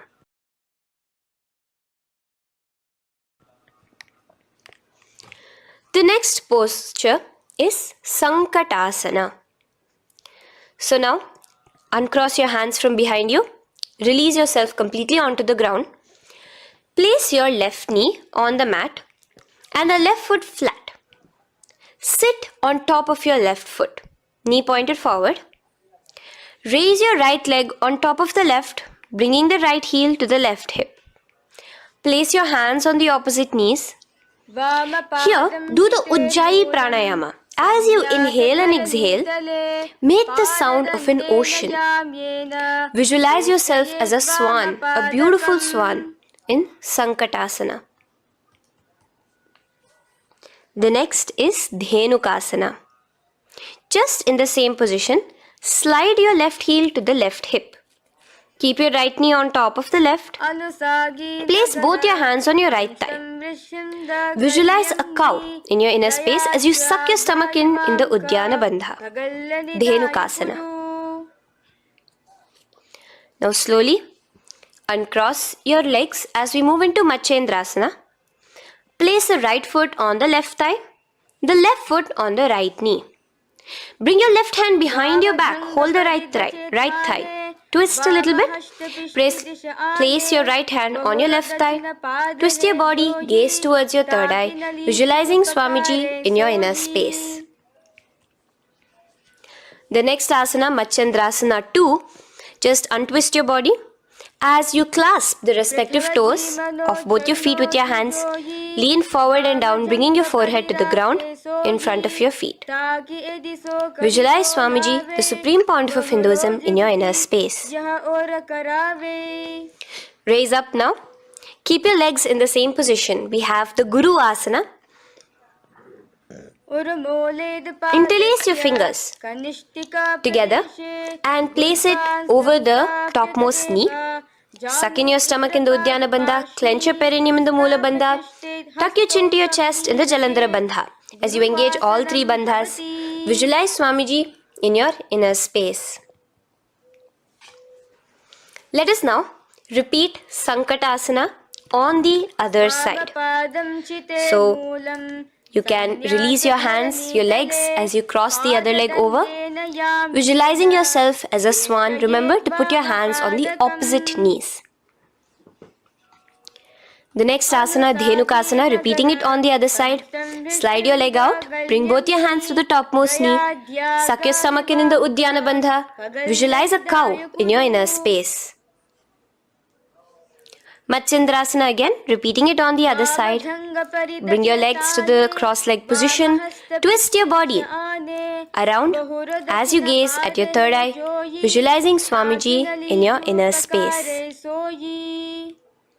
Untwist as we enter into Matsyendrasana 2 on the other side. Hold on to your feet, bring your forehead to the ground, continuing to visualize Swamiji in your inner space. Slowly raise up and let us do Guru Asana on the other side. Engage all the 3 bandhas in the Mahamudra Bandha. Interlace your fingers, place it on top of your knee. Continue to visualize Swamiji, the Supreme Pontiff of Hinduism, as we do Guru Asana. Now, slowly uncross your feet and place them flat on the ground, knees towards the chest in Pashasana. Keep your hands holding the opposite knees, thighs together, and keep your spine completely erect. Continue the Khechari Mudra, where your tongue is pressed against the roof of your mouth. As you gaze at your third eye, visualize Swamiji in your inner space. Continue the Ujjayi Kumbhaka. As you breathe in and out, make the sound like an ocean. Now in the same position, just bring your chin towards your knees in Bodha Shokasana. Lean forward, gazing at your nose, and visualize Swamiji, the abode of bliss in your inner space. Now raise up and bring your hands, uncross your hands, bring your hands underneath your knees, clasping the opposite elbows in Kurakatasana. Gaze at your nose, visualizing Swamiji in your inner space. Now, in the same position as Kurakatasana, just cross your ankles into Sumati Asana. Toes pointed upwards. Gaze at the nose. Visualize the great sage and Maharishi Sumati in your inner space. The next asana is Dandasana. Extend your feet out straight in front of you. Keep your arms straight above your head. Interlace the fingers from inside out. Let your wrists point outwards. Engage the Mahamudra Bandha, all the 3 bandhas. As you gaze at your nose in Dandasana, visualize Swamiji in your inner space. The next is Arambhasana. Now keeping your legs straight, release the Jalandhara Bandha and the Udyana Bandha, keeping your perineum clenched in Mula Bandha. Lean forward and down. Hold your big toes in the Prana Mudra with your index and middle fingers. Head to your knees. Do here the Nadi Shodhana Pranayama. Inhale through the left nostril, hold and exhale through the right. Visualize Swamiji in your inner space. The next is Bhidokasana. So, slightly raise your body up and bring your hands underneath your knees, extending your knees slightly up. Keep your heels a bit apart from each other and clasp your feet. Bring your shoulders down, wrapping your hands around your legs. Gaze towards your third eye, visualizing Swamiji in your inner space. So from here, let's enter into Jalandhari Pavasana. So you can actually remain in the same position with your hands underneath your calves and just bring the soles of your feet together. You might want to bring your body closer. Place your head on top of your feet with the palms facing upwards on the ground. Gaze at your nose. Visualize Swamiji in your inner space. Now slowly bring your hands out from underneath and come to a seated position. Stretch your legs out as we enter into Urdhva Paschimottanasana. Here we have a new Kumbhaka, the Pratyahara Kumbhaka, where you will feel your breath coming from your Mooladhara Chakra up to the Brahmarandra above the Sahasrara. This is the Pratyahara Kumbhaka. In Urdhva Paschimottanasana, extend your legs out, lift one foot behind your neck and lean forward and down towards your foot, visualizing Swamiji in your inner space. Now, slowly, keeping your leg behind your neck, lay onto your back as we enter into Anantasana. Hold the foot from the top with the opposite hand.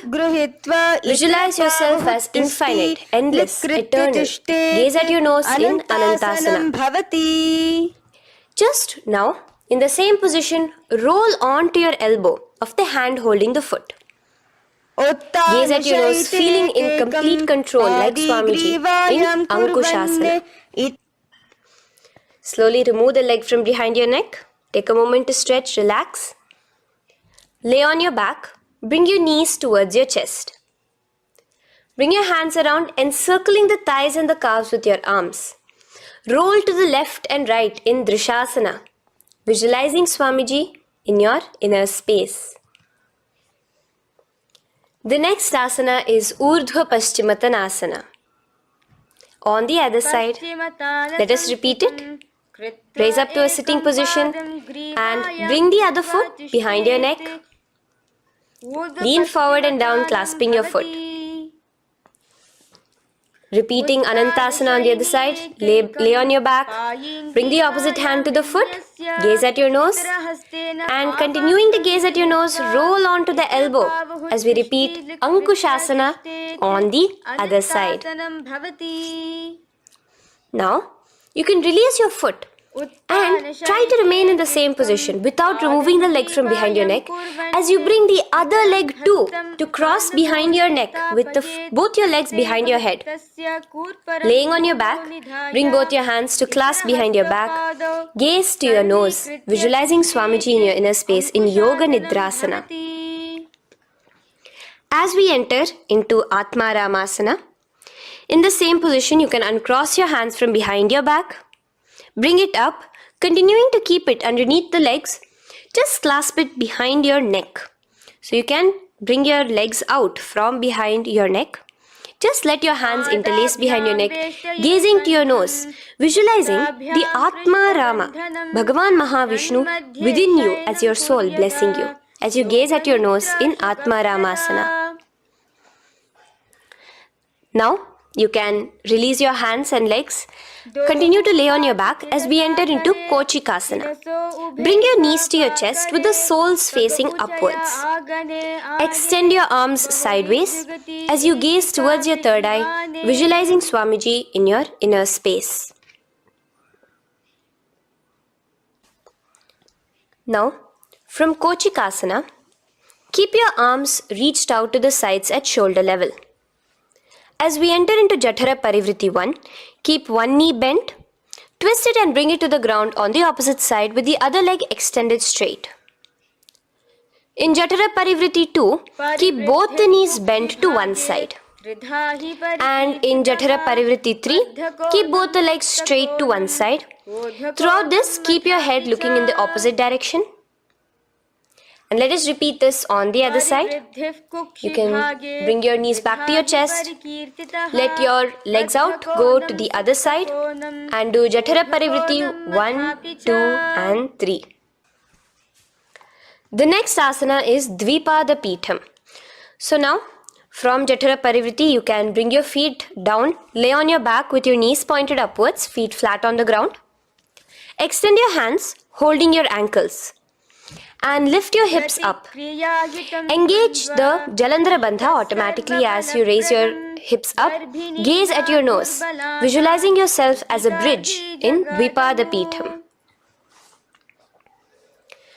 Now in Paryankasana, so you can lay back onto the ground and place your feet flat. Bring your arms over your head, placing the hands flat near your shoulders with the fingers pointing towards the feet.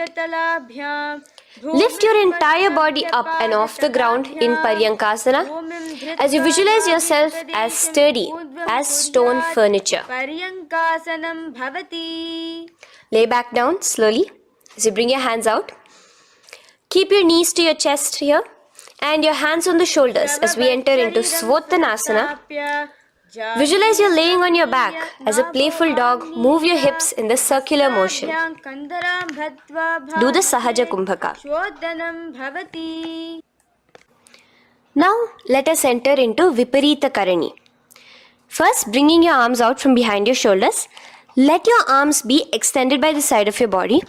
Use the strength of your arms, palms flat on the ground, to push your body, your upper body, your lower body off the mat. And keep your legs straight above you, extended. Move your legs around and around in Viparita Karani. Automatically the Jalandhara Bandha is engaged. Breathing during the Jalandhara Bandha is the Murcha Kumbhaka. Visualize Swamiji in your inner space. The next is Viparita Karani 2. In the same position, just stop the rotational movement of your legs. Visualize Swamiji in your inner space. Now, as we enter into Langalasana, just let your feet from the top rest onto the ground above your head. Interlace your fingers in the Parashu Mudra behind your body. Visualize yourself as a plow in Langalasana, continuing to engage the Jalandhara Bandha. भूमिं कर्षयेत् लङ्घलासनं भवति. Now, in Shaita Paschimottanasana, bring your hands out from behind your body and hold on to the toes above your head. Keep your legs and hands completely straight. Visualize Paramashiva as Shaita Paschimottanasana is one of the 84 different asanas directly revealed by Paramashiva himself. Continue to do the Murcha Kumbhaka, inhaling and exhaling with the Jalandhara Bandha. Clasping your toes now, spread your feet wide apart from each other in Supta Konasana. Visualize Swamiji in your inner space. Bring your feet back together as we enter into Chakrasana. Clasp your ankles, keeping your legs and hands completely straight above your head. Visualize yourself as a chakra, a wheel in Chakorasana. Now slowly rest your back onto the ground. Keep your legs raised up in Supta Prasarita Padangushtasana. Clasp the respective toes in the Prana Mudra with your index and middle fingers and spread your legs out wide apart from each other. Visualizing Swamiji in your inner space, restart the Ujjayi Kumbhaka where you're inhaling and exhaling, making the sound of an ocean. Bring your feet together in Supta Padangushtasana in the same position, continuing to visualize Swamiji in your inner space.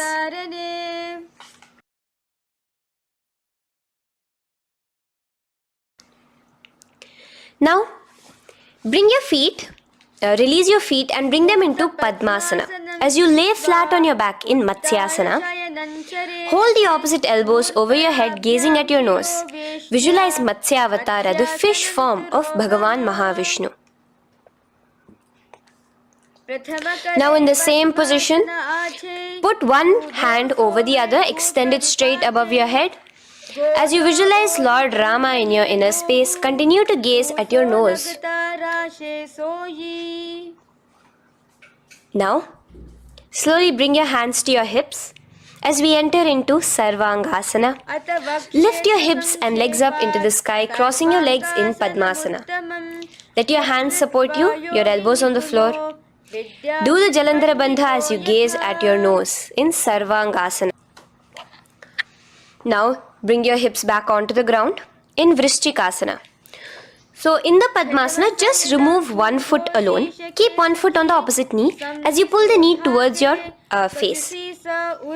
Let your hands stretch out above your head, hooking forward as you raise your upper back off the ground, visualizing yourself as a scorpion in Vrishchikasana, gazing at your third eye. Do the Jalandhara Bandha, tucking in your chin to the chest. Now just switch your legs around as we repeat Vrishchikasana on the other side. Continuing to visualize yourself as a scorpion, gaze at your third eye. The next asana is Vrishapada Kshepasana. So come now to a complete flat position on your mat. Come down to a complete lying down position and interlace your fingers around your neck. Now raise both your feet off the ground. Extend one leg straight and the other knee to the chest in a bicycle motion. Alternate between extending and raising the knee again and again, bringing your opposite elbows to the respective knees. Visualize Swamiji in your inner space. Breathe in and out in the Sahaja. From Vrishapada Kshepasana, now lay flat onto the ground with your hands by your side as we enter into Marottanasana. where you will be lifting your legs one by one, touching the ears with your knees. Visualize Swamiji in your inner space. The next asana is Vrikasana. Now what you'll be doing is laying on your back. Bring the soles of your feet flat onto the ground. Stand up completely and lay back down. Visualize yourself as a wolf in Vrikasana.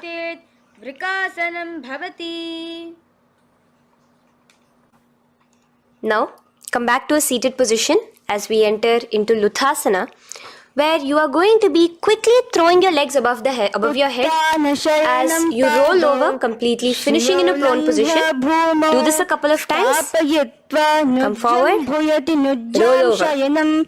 Come forward and roll over again. Visualize Swamiji, the Supreme Pontiff of Hinduism, in your inner space. Now, take a moment to relax.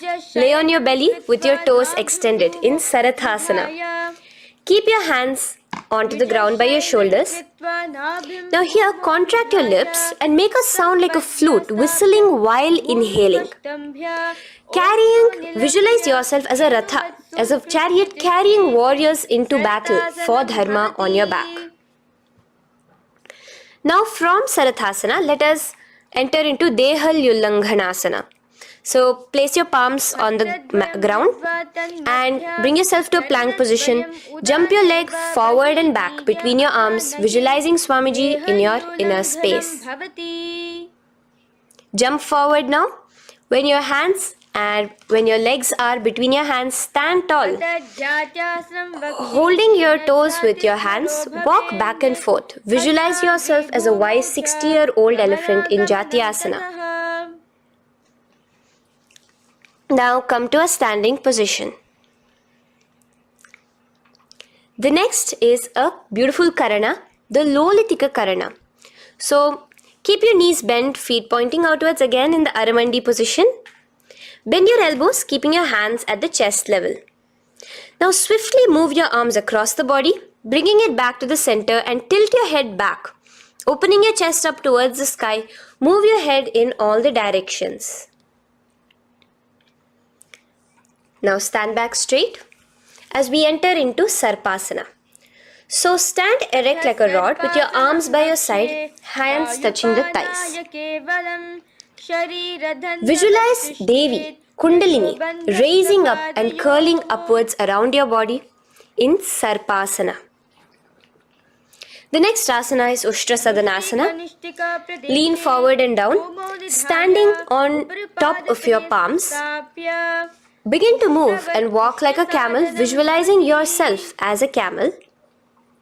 In the same position, continuing to walk around, switch your visualization to visualizing yourself as a horse as you start to walk around like a horse in Ashvasana.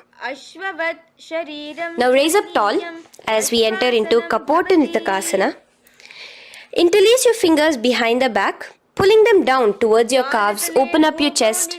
Keep your hands in the Parashamudra. Visualize yourself as a soaring bird diving down in Kapota Nitakasana. Now, stand tall as we enter into another Karana here, the Tala Pushpaputam Karana. Bring yourself to the Aramandi with your hands in the Namaskara Mudra. Simultaneously now, open up your palms while raising one heel off the ground, slightly lowering the waist and shoulder of the heel you have raised. Visualize you're offering a bouquet of flowers to Paramashiva as you come back to a standing position and repeat this on the other side. Let's do this a few times, offering flowers to Paramashiva. Now, come to a standing position. Stand straight and bring your hands together in the Namaskara Mudra. Slightly lean forward. Visualize yourself as a rhinoceros. Your hand is the horn as you gaze at your nose in Khadgasana. The next asana is Utthanotthanam. So come to a standing position and sit down all the way as low as you can to the ground and stand up. Do this again. Sit down, stand up, and again. Sit down, stand up.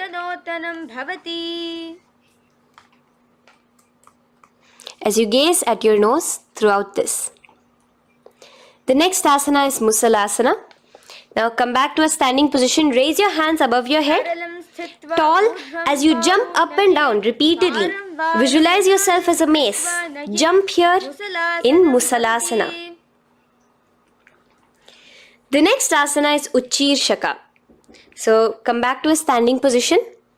Pull the sole of one foot towards your belly. Now with the other leg, sit down and stand up. Release the leg. Pick the other leg up, pull it towards your belly. Sit down and stand up in Uchirshaka as you visualize Swamiji in your inner space, gazing at your nose.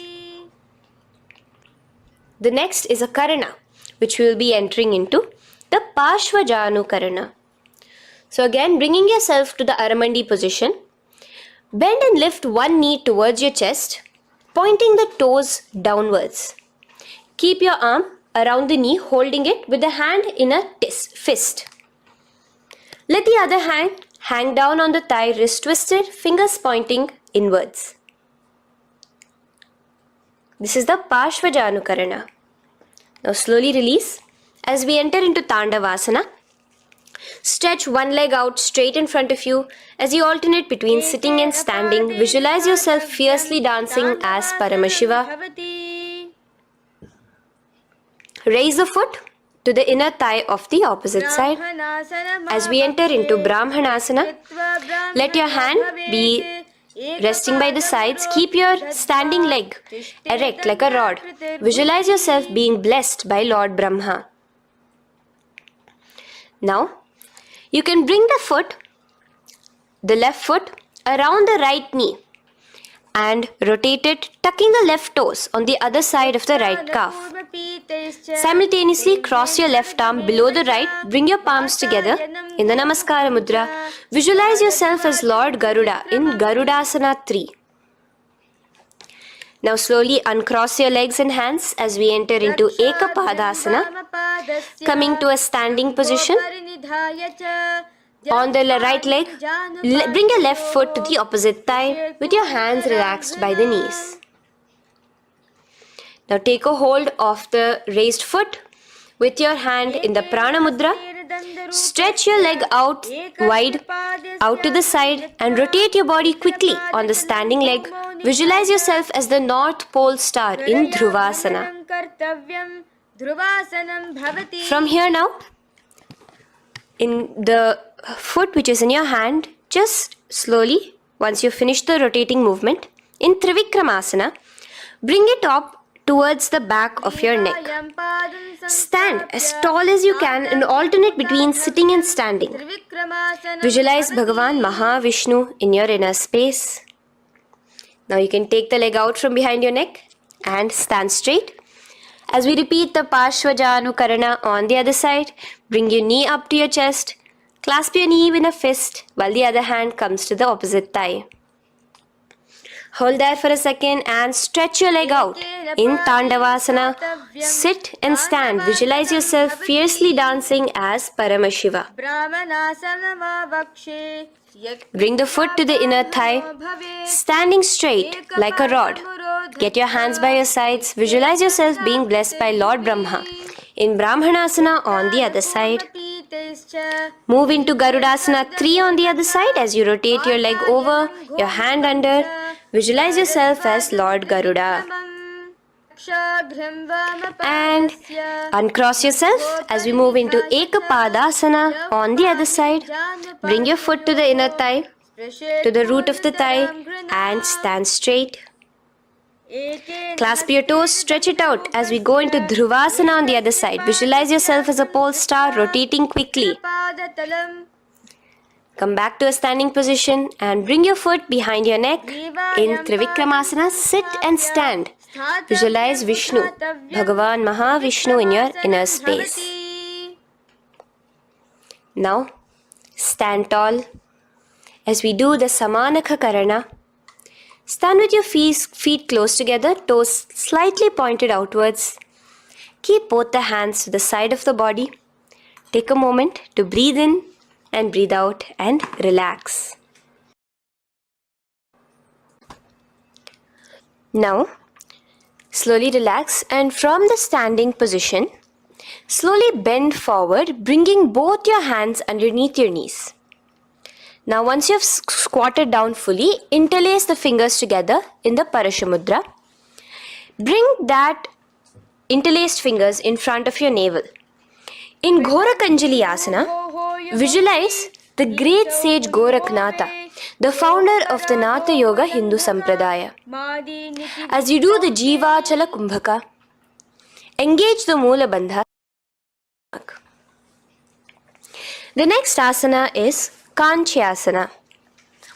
So now just slowly unwind your hands from each other, from your navel, and now bring your hands from the opposite side inwards underneath your calves and wrap your hands around your back. Hold them together in the Parashamudra. Keep your body, your upper body, upright, visualizing the Supreme Pontiff of Hinduism in your inner space.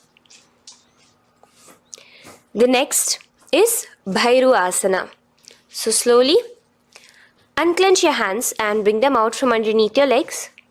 Keep your feet and knees together, and in a squatting position, bring your hands behind your back, clasping them together, remaining in the Parashamudra. As you gaze at your navel center, visualize Bhagavan Kala Bhairava, the Lord of Time, in your inner space.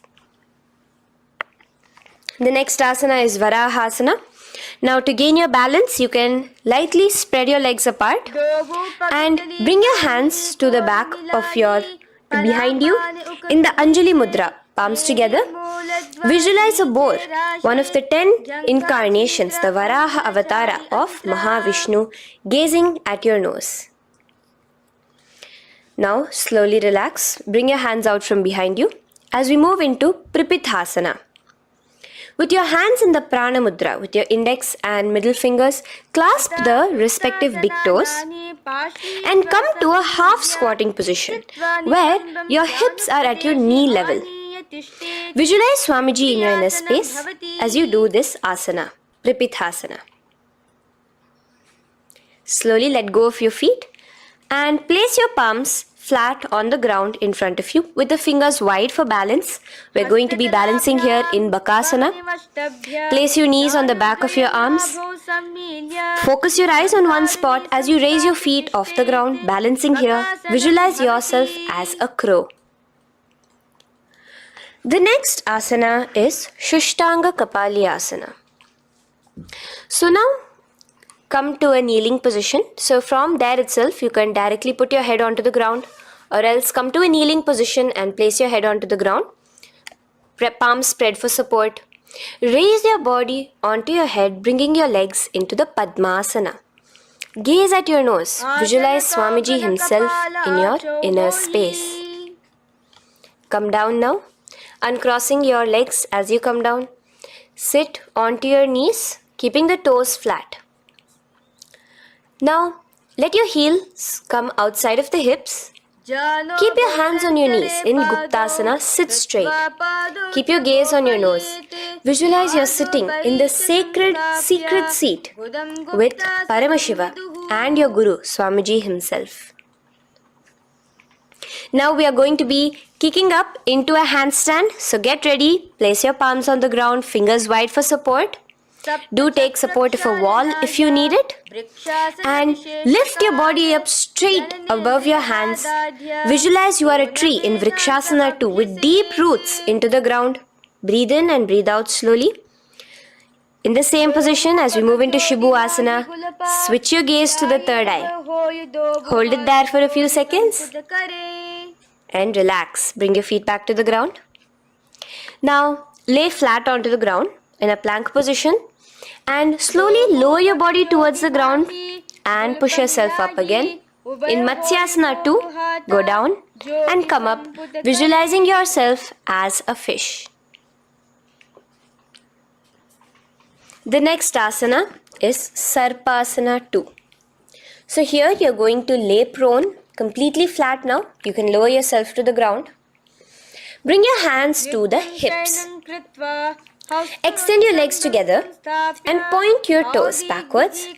Lift your chest up and move left to right. You're moving like a snake while visualizing yourself as a snake in Sarpasana 2. Relax slowly, bringing your chest back to the ground. Now, keep your feet together, pointing backwards. As you bring your elbows onto the ground, rest your upper body on your elbows. Bring your hands together in the Padma Mudra with your little fingers and thumbs together and rest your chin on your hands. Niralambanasana, where feeling yourself completely supported, knowing that Swamiji is there in your life. Now, slowly relax, place your palms on the ground beside your chest and push yourself up, your hands straight up completely. As you bend your knees, bringing your feet to touch the top of your head. Lean your neck back, touching your head with your tip of your toes. See yourself, visualize yourself as an umbrella, protecting your Guru from the sun's rays in Chhatrasana. Slowly relax, you can bring your feet down. As we move into Vajrasana, just push your body back and sit on top of your knees with the heels flat on the ground. Now stretch your arms in front of you with the palms facing downwards. Place your forehead on the mat. Visualize you are the weapon of Indra, the Vajra, symbolizing indestructibility as you gaze at your nose. As we enter into Meshasana, raise yourself into the same Gajasana position on your hands and legs with your hips pointed upwards and alternate striking the ground with the opposite hands. Experience yourself, visualize yourself as a powerful ram as you alternate striking the ground in Meshasana. Now stop striking the ground, bring your palms down again. As we move into Ajasana, kick your legs off the ground and lower your forehead to the mat. Let's do it again. Kick your legs off the mat. Lower your forehead to the ground. You are unborn, existing for all of eternity in Ajasana. Now, come to a seated position as we move into Dhanantara Asana. Sit on your heel with your legs together. Pull your toes underneath you. As you bring your hands top of the knees, gaze at your nose, visualize Swamiji in your inner space. Here, do the Ujjayi Pranayama, inhaling and exhaling like an ocean, Dhanantara Asana. From Dhanantara Asana, now interlace your fingers in front of you and then behind you. Stretch your arms towards all the sides, backwards, forwards. Giving a massage to the various different joints and muscles in your body. Lean forward, get up again. Continuing to visualize Swamiji in your inner space. Relax your hands and now take your respective heels and point them outwards, outside the side of your hips. Keep your hands on your knees with your thighs and knees resting on the ground, spine straight. Visualize yourself as Lord Garuda in Garudasana 4. You have Mahavishnu and Mahalakshmi on your back as you are flying. The next asana is Ananda Mandirasana. Now you can continue to remain in the same position. You can bring your feet pointing inwards. Use your hands to clasp underneath your ankle. Make sure your knees are spread out wide. Gaze at the third eye. Visualize residing in the blissful space of a temple. You are in a temple in Ananda Mandirasana. Now, as we move into Mandukasana, keep your knees wide and sit on top of your ankles. Your hands underneath your knees. Gaze to your nose. Visualize yourself as a frog. Suck in your stomach in the Uddiyana Bandha and remember to do the Manduki Mudra, your tongue, your frog-like tongue, catching the nectar dripping from the Sahasrara Chakra in Mandukasana 2.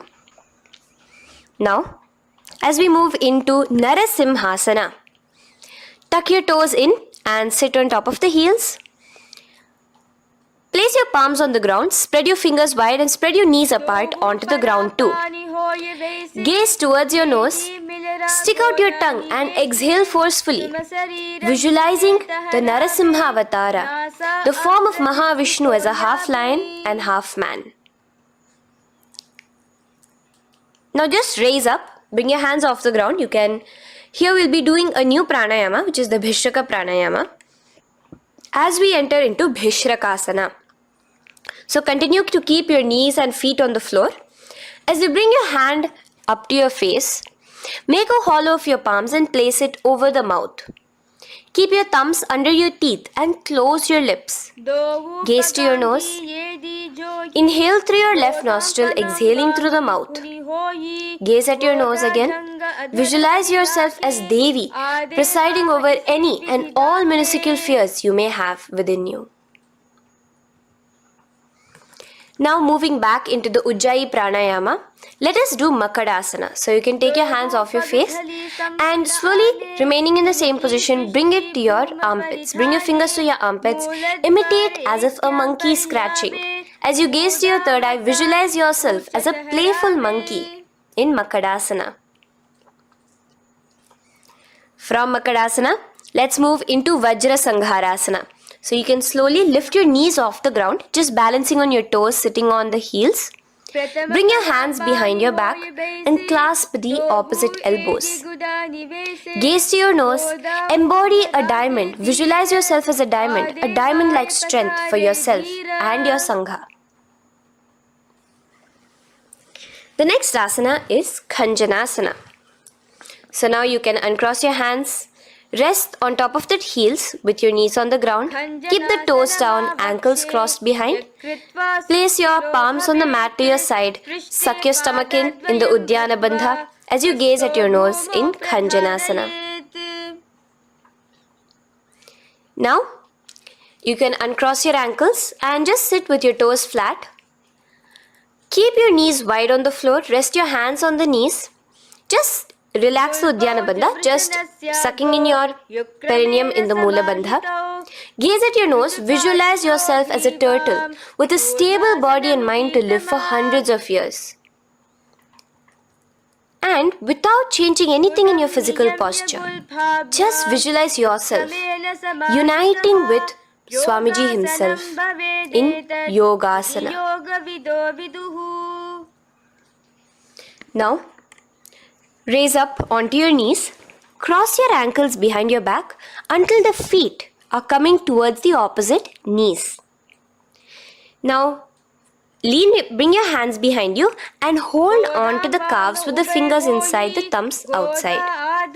Gaze at the third eye as you visualize yourself in a space of oneness with Paramashiva himself as Swamiji. Now you can uncross your ankles, come back to us standing on your knees as we enter into Ushtrasana 2. So now, in a kneeling position, bend backward, hold your ankles with your hands. Keep your arms straight. As you push your hips forward and tilt your head backwards, visualize yourself as a camel in Ushtrasana 2. Slowly, in the same position, lower yourself onto your back in Jatyasana 2. As you are lowering yourself, experience yourself as a blooming lotus. Bring your head, the back of your head onto the mat. Gaze to your nose. Now, let's move into Viratasana. So, try your best to do this without the support of your hands, but you can use your hand support if needed as you raise up from Jatyasana and back down. Raise up and go back down as you gaze at your nose. Raise up and go back down. Visualize Swamiji in your inner space. Now from Viratasana, raise your hips up higher, bringing your forearms onto the mat behind you in a short back bend posture. Hold the back of your heels in Kapotasana. Visualize yourself as a beautiful dove, a Kapota, in your inner. As we move on from Kapotasana into Varasana. So stand upright on your knees with the toes tucked. Hold your arms with the opposite hands. Gaze at your nose. This is the boon fulfilling posture. Visualize your boon becoming a reality directly from Paramashiva himself in Varasana. Now, keeping your knees together, toes tucked, just lean forward, bringing your head onto the mat, holding your head with your hands. Visualize yourself as a boar, as the Varaha avatar of Bhagavan Mahavishnu in Varaha Asana 2. Now, just kick your legs off the ground as we enter into Mundasana. Raise yourself up into a headstand posture, visualizing yourself as a lopped tree. Gaze at your nose. Breathe in and out in the Sahaja Kumbhaka. Slowly come down now. Relax. Come to a kneeling posture. Sit on your heels. Bring your head down beside your knees, your elbows adjacent to the knees, your hands holding your head. Exhale through your mouth as you gaze at your nose, visualizing Swamiji in your inner space in Andhasana. Now from here, push yourself off the mat as you come lying prone on your belly. Let your arms be extended straight out, and together lift your thighs, arms and chest off the ground, stretching your body, balancing there. Visualize yourself as a locust in Viparita Shalabhasana. The next asana is Kapalasana. So slowly lower yourself back to the ground. Now, laying on your belly, bring your arms to your side, palms downwards. Keep your forehead on the ground and your chest on the mat. Only lift your legs up into the air. Only your legs are lifting up. Visualize yourself as a skull. You are a mind with purified thoughts, a strong will to attain enlightenment in Kapalasana. The next asana is Akasha Kapotasana. So now, in the same position as you are, let your arms be straight out behind you. As you kick your legs up and over your head, bring your feet slowly to the mat in front of you. Push yourself, balance there. Visualize yourself as a free and open flying dove in Akasha Kapotasana. Bring your legs back out as you lay flat on the mat. Now push yourself onto your knees. Place your forearms on the ground and your chest down such that your navel is touching your knees. Be sturdy, visualizing yourself as a sparrow in Chatakasana. The next asana is Vrishchikasana 2. So your forearms are on the ground. Now slowly raise to your toes and kick your legs off the mat. Slowly lowering your legs to your head. Visualize yourself as a scorpion as you balance in Vrishchikasana 2. Slowly release yourself, coming back to the ground as we enter into Vrishasana. Sit down on top of your right heel and let your left foot remain outside of the hip, the ankle to the side. Place your hands on the mat, visualizing yourself as a bull in Vrishasana. Now, bring both your knees underneath you, sit on both your heels, cross your left leg over top of the right, lightly, and in Lolasana, push yourself off the ground.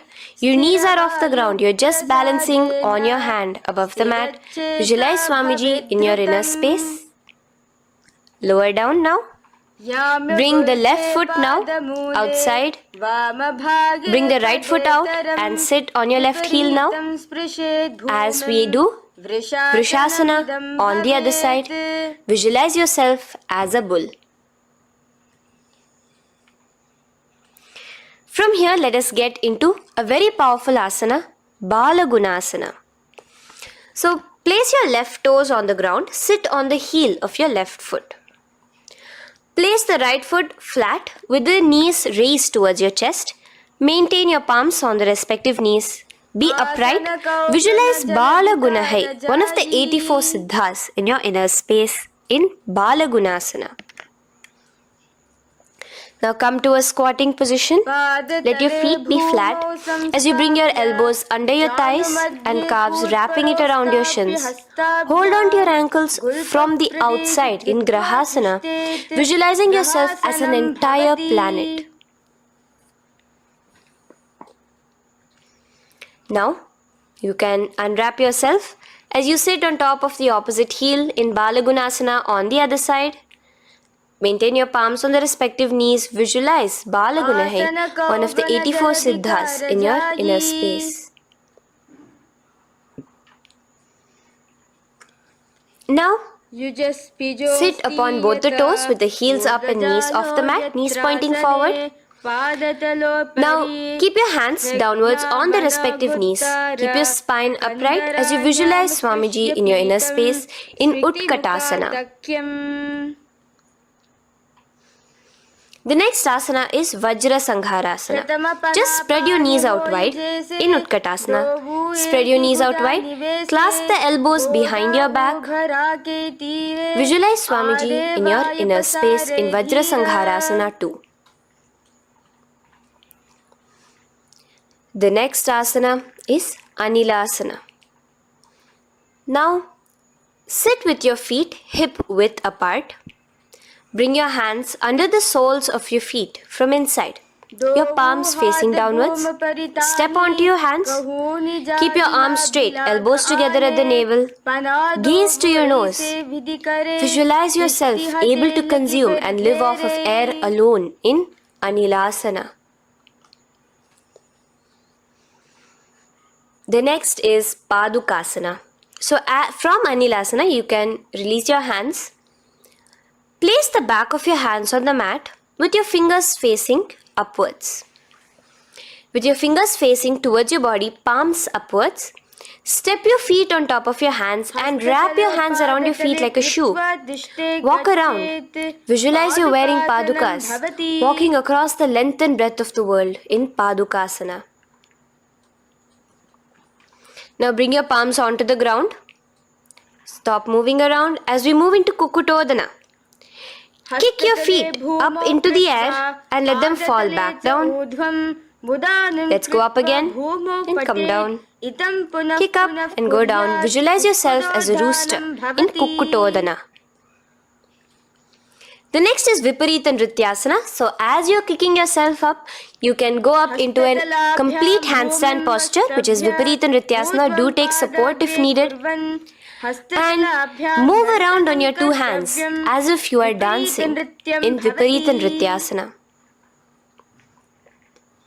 Slowly come back down to a standing position. Lean forward and let your feet be slightly apart from each other. Bring one palm down on the mat with the arms straight. Bring the opposite hand to your head and be stable in Kunjarasana. Now just put that hand down as you bring the other hand to your head, repeating Kunjarasana on the other side. Be stable here. Now you can squat back down onto the ground. Keep your feet flat. Hold your respective ankles and lift your feet off the ground in Kadamba Asana. Visualize yourself as a Kadamba tree, a pious tree that promotes a long life. The next asana is Pavana Muktasana. Now sit back down onto the ground. Bring your knees towards your chest. Let your hands wrap around your knees. Hold it close to your body. Visualize all the excess vata, air, just balancing and releasing in your system in Pavana Muktasana. Now, let us move into Chakorasana. So first stretch your legs out in front of you. Bring one leg behind your head. Now place both hands on the ground and lift your body off the ground while lifting the other leg too, up straight. Visualize yourself as a powerful source of energy. Gaze at your third eye in Chakorasana. Slowly relax back down.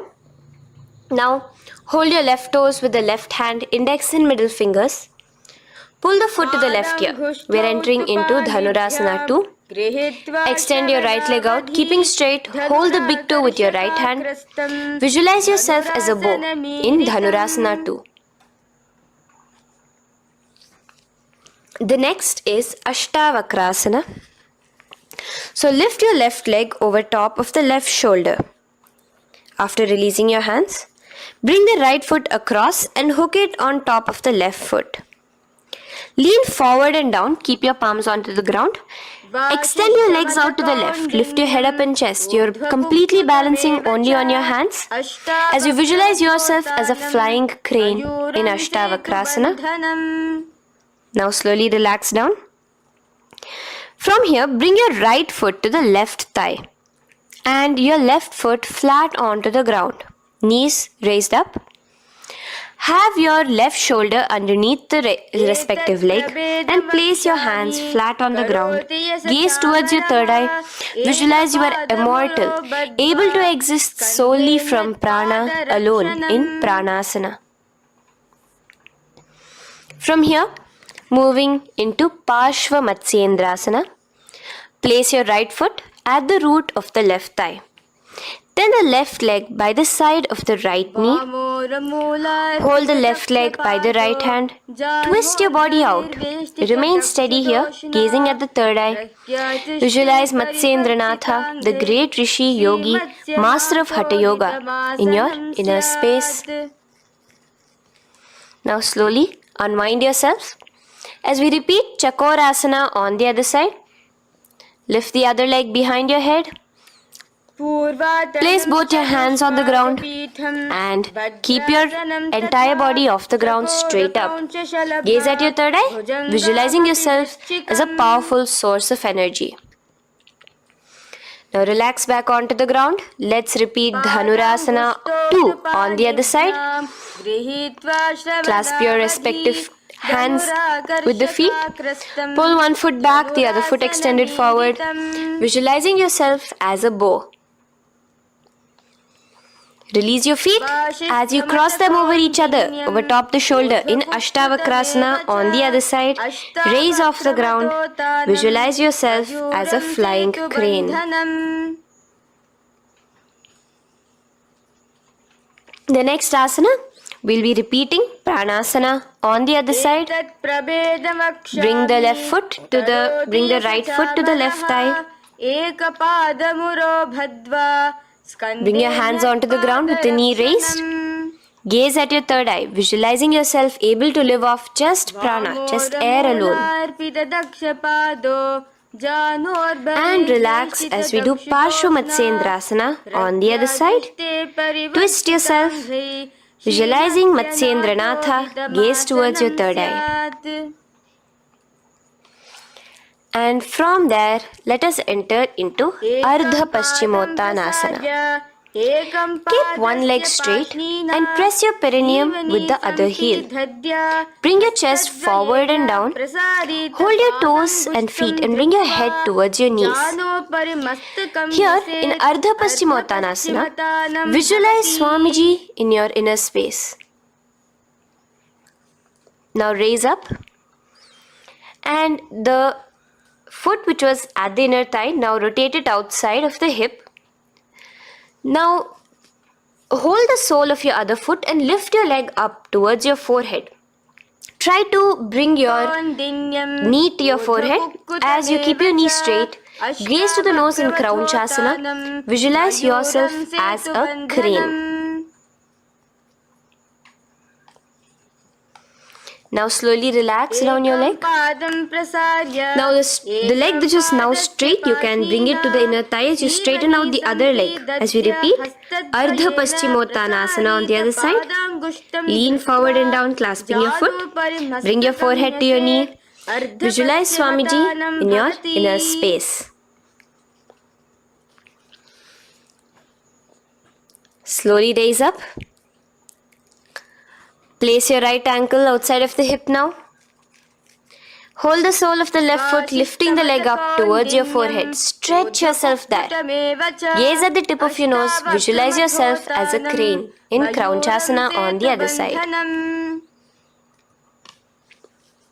Now from here, bring the soles between the thighs and calves. So once you have relaxed yourself, bring your soles between the thighs and calves. Keep your spine straight. Palms resting on your knees. Visualize a swastika, embodying peace, well-being, good fortune and prosperity as you gaze at your nose in Swastikasana. Now without changing anything about your position, just take your hands alone. Cover the respective heels with your hands in Gorakshasana as you tuck your chin to your chest in Jalandhara Bandha. Gaze at your nose. Visualize the great Rishi Gorakhnatha, the founder of the Natha Yoga Hindu order. Now release the Jalandhara Bandha. Continue to keep the Mula Bandha engaged throughout the whole sequence. As you raise one foot to the opposite thigh, bring your hands to your face in the Shanmukhi Mudra, closing your eyes with your index finger, nose with the middle finger, ears with the thumbs. Gaze at your third eye as you meditate on Swamiji himself, the Supreme Pontiff of Hinduism. Now release the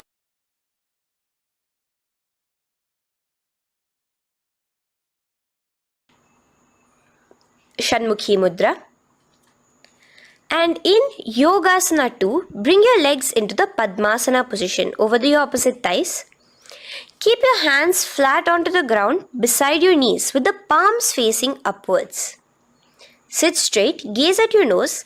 Here we'll be starting the Kaka Chanchu Kumbhaka, where your inhalation will be through your tongue wrapped like a pipe, and your exhalation will be through your nose. From Yogasana 2, now keeping your palms beside your body, just switch them around to be flat on the ground and push your entire body off the ground, balancing. Visualize yourself as a rooster in Urdhva Kukkutasana. Now relax down, come back to a seated position on the floor, keeping your legs in Padmasana. Insert your hands through your knees and place them on the mat. Remember, do not lift your body up, just stay seated down there. In Siddha Haritali Asana, gaze to your nose, visualize Swamiji himself in your inner space.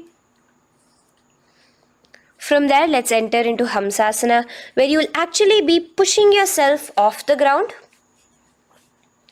Lift your thighs up high above your shoulder, above your elbows as much as possible. Gaze to your nose, visualizing yourself as an elegant swan in Hamsasana. Now release yourself. Now, do not take your hands out from between your thighs and calves. Just go onto your knees and reach your hands behind your body with your fingers interlaced in the Parashu Mudra. Bring your forehead to the floor as you gaze at your nose. Visualize yourself as Lord Paramashiva's bow in Karmukasana. Now, slowly come back to the seated position as we move into Kurmasana 2. Keeping your hands in between your thighs and calves, bend your elbows and hold your respective shoulders with your hands. Visualize yourself as a turtle, a stable body and mind to live for hundreds of years. Now in the same position, just engage the Jalandhara Bandha, tucking your chin to your chest as we move into Granthi Bhedasana, gazing at your nose. Rejoice, knowing you are in Paramashiva's secret knot posture. And from there, release the Jalandhara Bandha as you roll onto your back. Keep your hands on the shoulders, laying flat on your back. As you visualize yourself as a turtle on its back, playful, gaze at your nose in Uttana Kurmasana. Now rock yourself back to a seated position as we do Pangu Kukkutasana. Now it's the same as your hands between your thighs and the calves, except you will be placing one hand flat on the mat. Hold the wrist with the other hand. Lift your body up and holding only on one hand. Visualize yourself as a rooster in Pangu Kukkutasana. Now release back to the ground. Hold. Let's do Pangu Kukkutasana on the other side. Place the other palm flat and bring the other hand holding the wrist. Push yourself off the ground. Visualize yourself as a rooster. Continue the Kakachanchu Kumbhaka, sucking in your breath through your curled tongue and exhaling through your nose. As you slowly extricate your hands from between your thighs and calves, let's do Girdharasana here. So now, Interlace your fingers in the Parashamudra as you place your elbows on the feet, remaining your legs in Padmasana. Lean forward and down, resting your chin on your knuckles. Press your thumbs to your throat in Gridhasana. Visualize Swamiji in your inner space. From there now, sit straight into Padmasana 3. So with your legs in Padmasana, bring one hand over the other near your navel center. Engage all the 3 bandhas, suck in your stomach, clench your perineum, tuck your chin to your chest and gaze at your nose in Padmasana 3. Slowly now, as we move into Padmasana 4, bring your hands to the respective knees. Release the Jalandhara Bandha and release the Udyana Bandha, just engaging the Mula Bandha alone. Visualize Paramashiva in your inner space as you gaze at your nose in Padmasana 4. Now we'll be entering into Karmukasana 2. So in the Padmasana position, hook your right hand index and middle finger in the Prana Mudra around the toe. Pull it back while your left hand rests on the knee. Now, as you visualize yourself as Paramashiva's bow, just release your right foot, bring your left hand to the left toe, right toe, and let your right hand be on the right knee. Now from here, let's do Karmukasana 3. So you can release your toes, cross your hands behind your back, continue to keep your legs in Padmasana, and with your respective hands, cross behind your back. Hold on to the toes in the Prana Mudra. Engage all the 3 bandhas, suck in your stomach, clench your perineum, tuck your chin to your chest. Visualize yourself as Paramashiva's bow in Karmukasana 3. Slowly relax the bandhas, just keeping the Mula Bandha. Continue to hold on to your toes. Release the Udyana Bandha and the Jalandhara Bandha. Switch your gaze to the third eye. Visualize you are Paramashiva's third eye itself. Anything you come across, you just rejuvenate it, destroy it in Dridhasana. Now, try to keep your hands at the toes. If not, just keep your hands crossed behind you as you lean onto your back in Padmasana, where you are entering into the Nagrasana position. Lay flat onto the back, visualizing yourself as a snake, gaze at your nose in Nagrasana. Do the Sahaja Kumbhaka, simple breathing, inhaling and exhaling.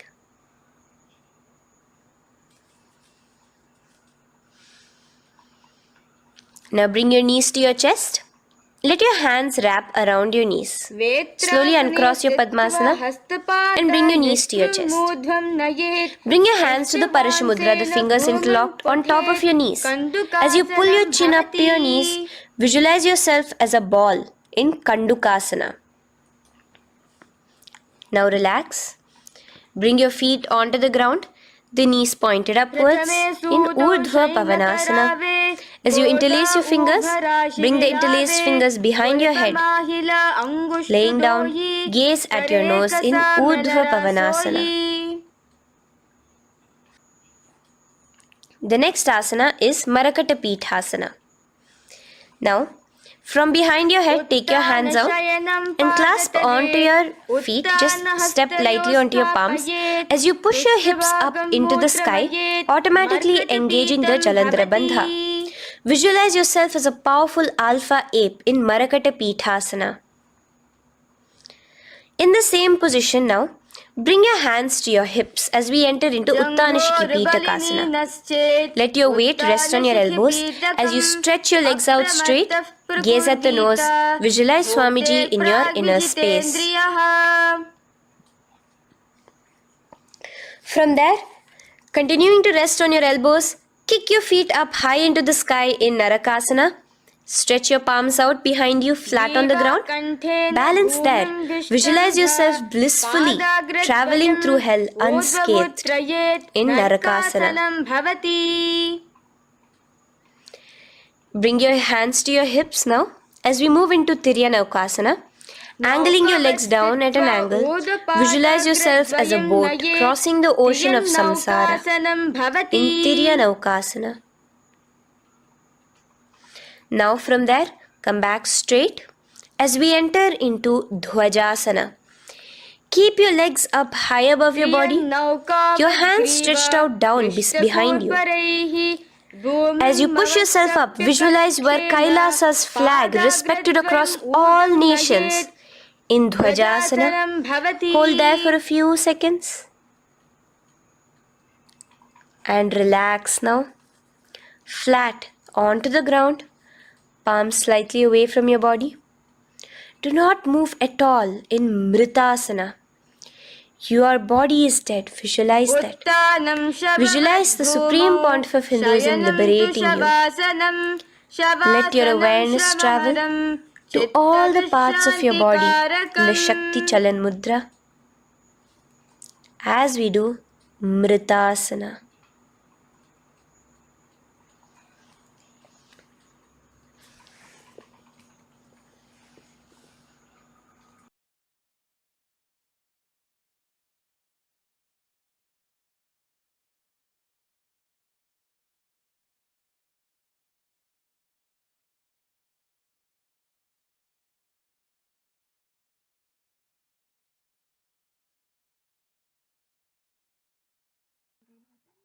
Om Purnamadah Purnamidam Purnat Purnamudachyate Purnasya Purnamadaya Purnamevavashishyate Om Shanti Shanti Shantihi Harihi Om Tat Sat Sarvam Bhagavat Shri Nityananda Paramashiva Padukarpanamastu Om Nityanandam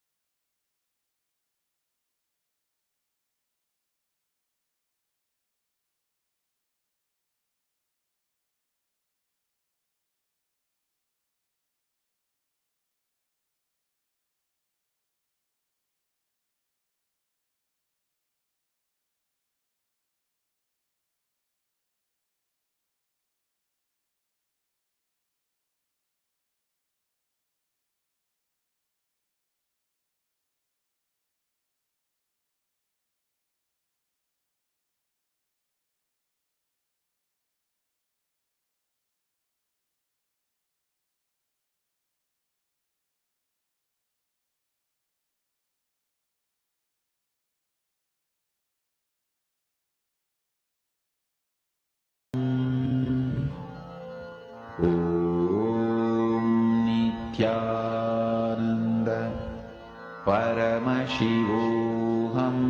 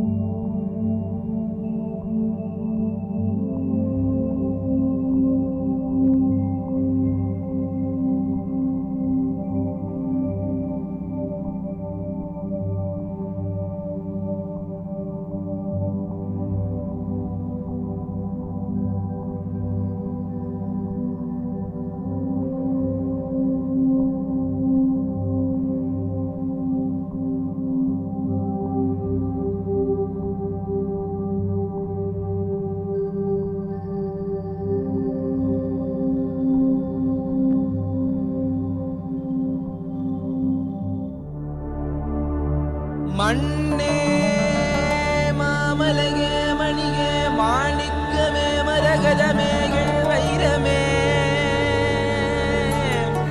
பொன்னே புகழ் சேர் பொன்மலையே சோதி வடிவான ரூபனே என் குருநாதா என் குருநாதா என் குருநாதா அஞ்ஞான கடல் நீங்கி கணக்கு ஆத்ம ஞானம் அளிப்பாய் குருநாதா நித்யானந்தா ஆத்ம ஞானம் அளிப்பாய் நித்யா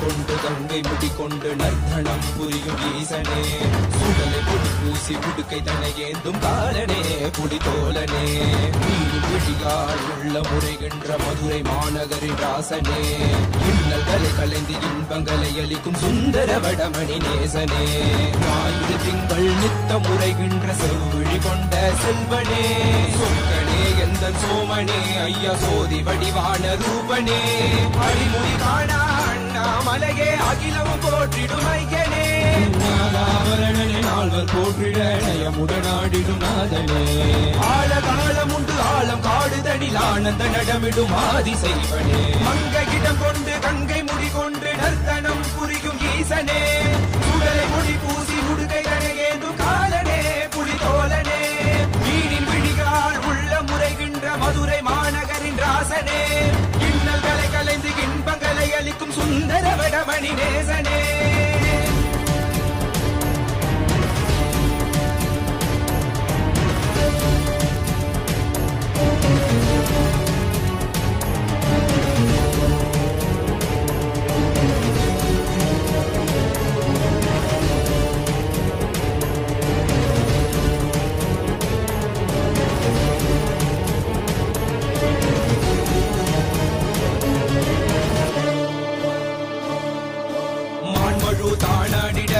மங்கையவளிடம் கொண்டு நீயாடி வாடியாற்று இருவினைகள் தீர்த்தருளவே நித்யனே இடவத்தின் மேலேறிவா என்றென்றும் ஈசனை தானாடிட புவிதனில் சுந்தரனை நீயாடிவா தினமும் நீல் விசும்பு தந்தருளவே நேசனே மலனே நீயாடிவா இமையோர்கள் இன்னலை கலந்திடும் தேவா தேவாதி தேவா சதா சிவா பாபா குருவாக வந்து திருவருள் புரிவாய் நித்யானந்தனே முக்தி தரவாவா பிறவியில் உரைகின்ற பிரமனே நீயாடிவா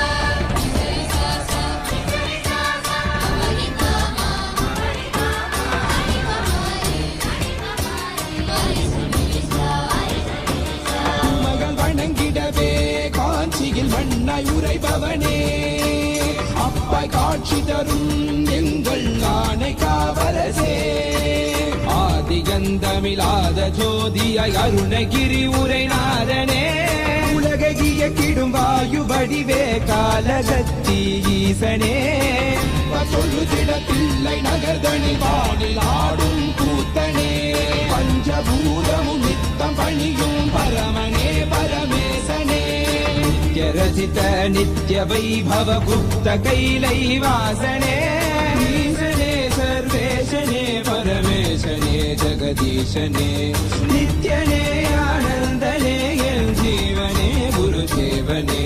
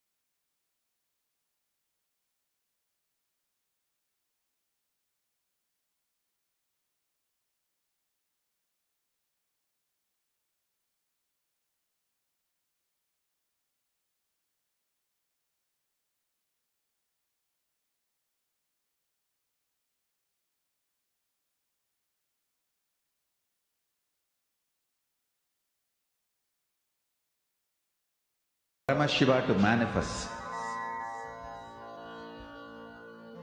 With this one spiritual powerful cognition, chant this Mahamahavagyā.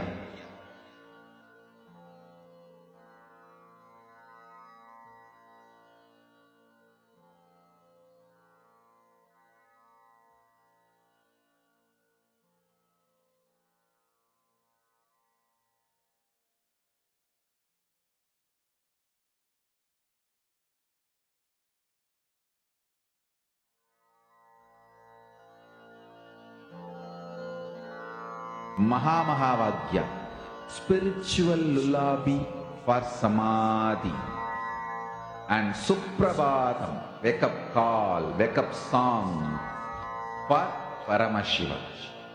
For Paramashiva to manifest. With this one spiritual powerful cognition, chant this Mahamahavagyā.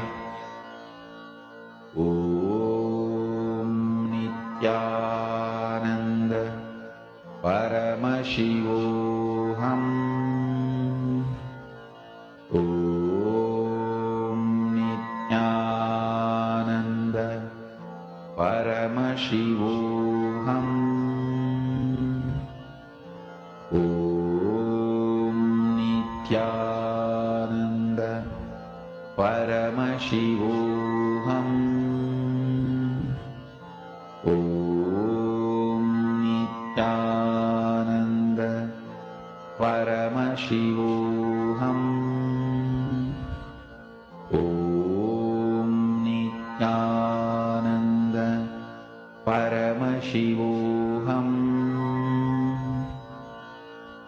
Om Nityananda Paramashivoham. Om Nityananda Paramashivoham. Om Nityananda Paramashivoham. Om Nityananda Paramashivoham. Om Nityananda Paramashivoham.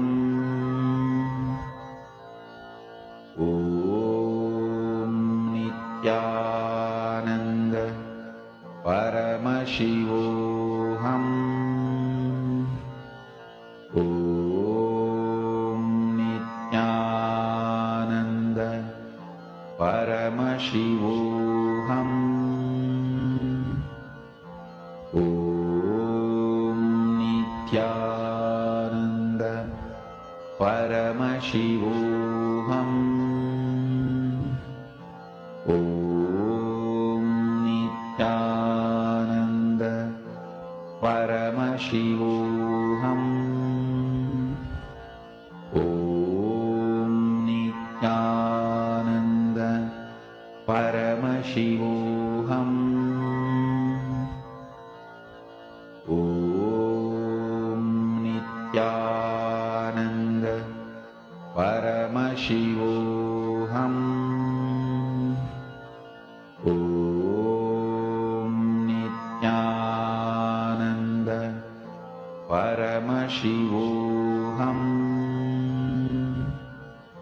Om Nityananda Paramashivoham Om Nityananda Paramashivoham Om Nityananda Paramashivoham Om Nityananda Paramashivoham Om Nityananda Paramashivoham Om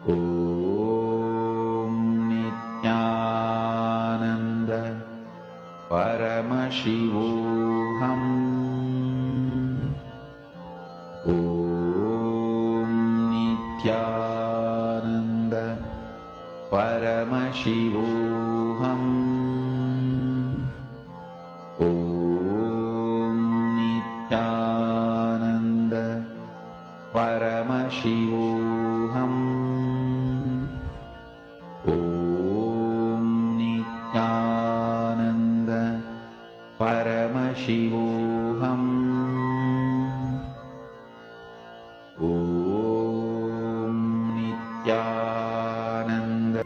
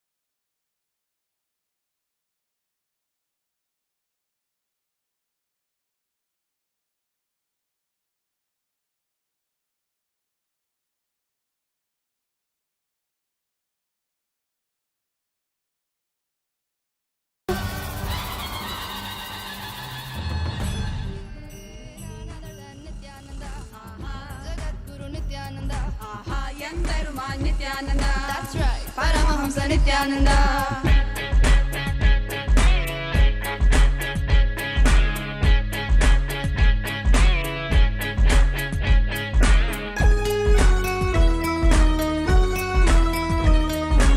Om Namo Nityanandai, Namo Namo Nityanandai. Om Namo Nityanandai, Sadashivaya. Om Namo Nityanandai, Namo Namo Nityanandai. Om Namo Nityanandai, Sadashivaya. Nityananda Sadashiva Mahadeva say. Inada Adaguna Jadamudi Miss. I see you and dumbstruck, my heart goes stuck. Maraina Nida Pakumuna Yenoda Asai.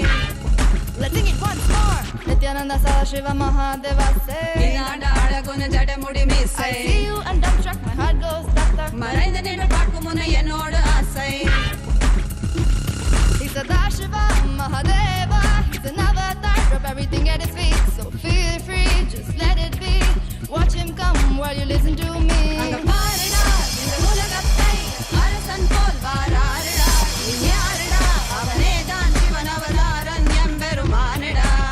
None other than Nityananda, Jagat Guru Nityananda. That's right, Paramahamsa Nityananda. In order I say, let's sing it once more. Nityananda Sa Shiva Mahadeva say. I see you and dump truck, my heart goes duck duck. Marain the Nida Pakumuna Yenoda Asai. He's a Shiva Mahadeva. He's an avatar, drop everything at his feet. So feel free, just let it be. Watch him come while you listen to me.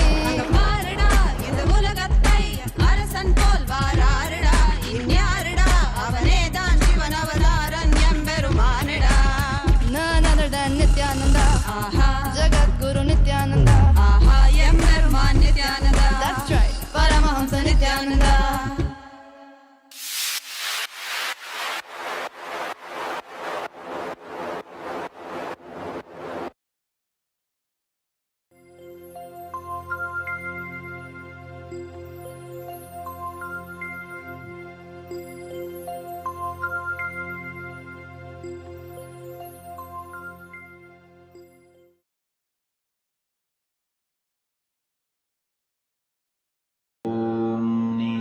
Nityanand परमशिवोऽहम्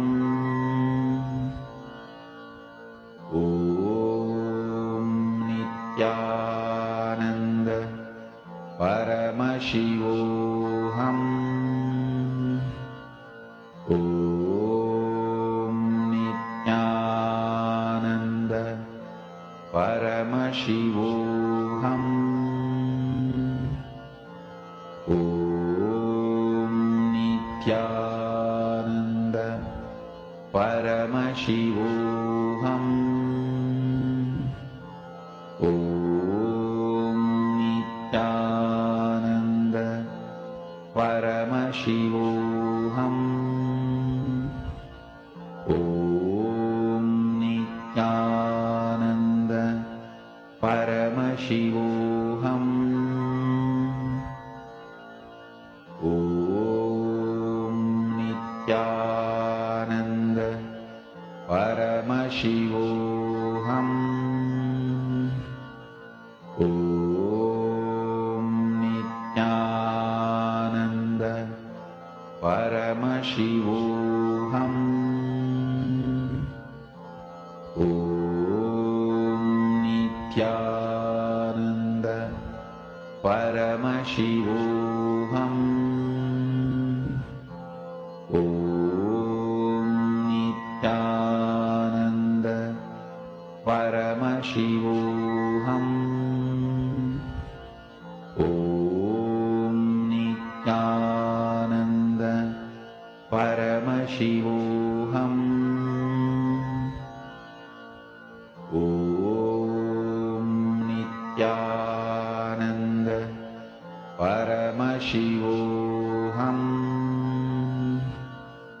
ॐ नित्यानन्द परमशिवोऽहम् ॐ नित्यानन्द परमशिवोऽहम् ॐ नित्यानन्द परमशिवोऽहम् ॐ नित्यानन्द परमशिवोऽहम् ॐ नित्यानन्द परमशिवोऽहम्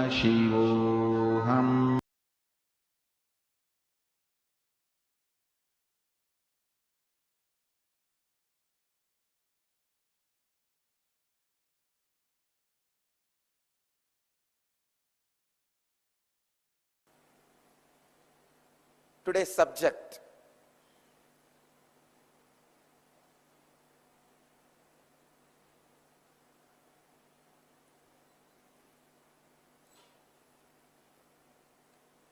Patanjali's Yoga Sutras, 162nd Sutra, in 3rd chapter, 56th verse.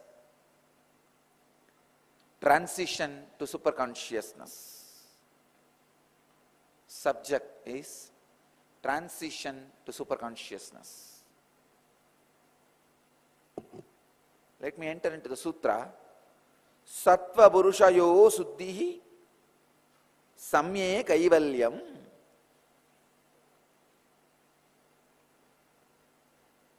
Swami Vivekananda translates this as, by the similarity of purity between the Sattva and the Purusha comes Kaivalya.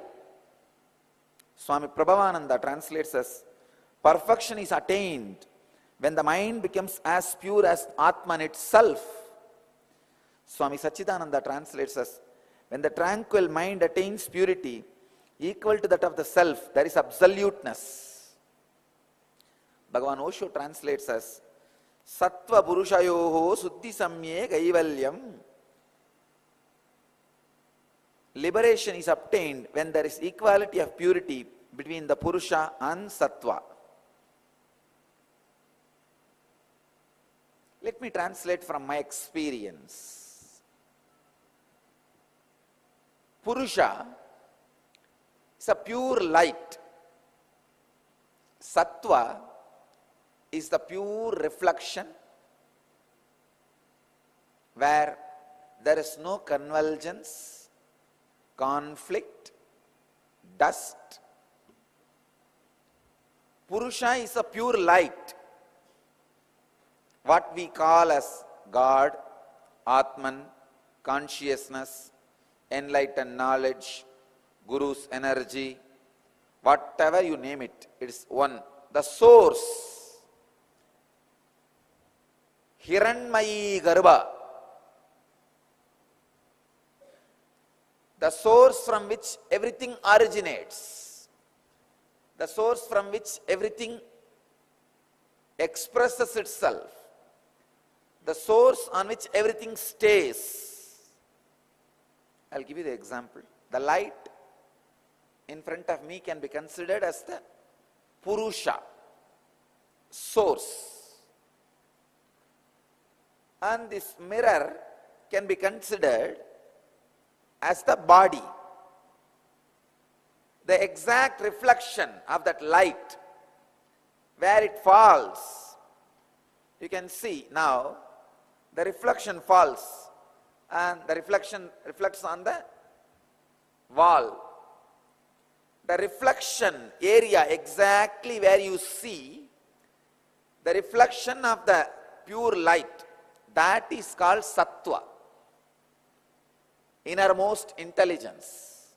And the reflection of this reflection which you see on the wall, that is what the world you experience. Please understand. This is Purusha, God, the pure light. Self-effulgence, Sutta Swayam Prakasa Jyoti.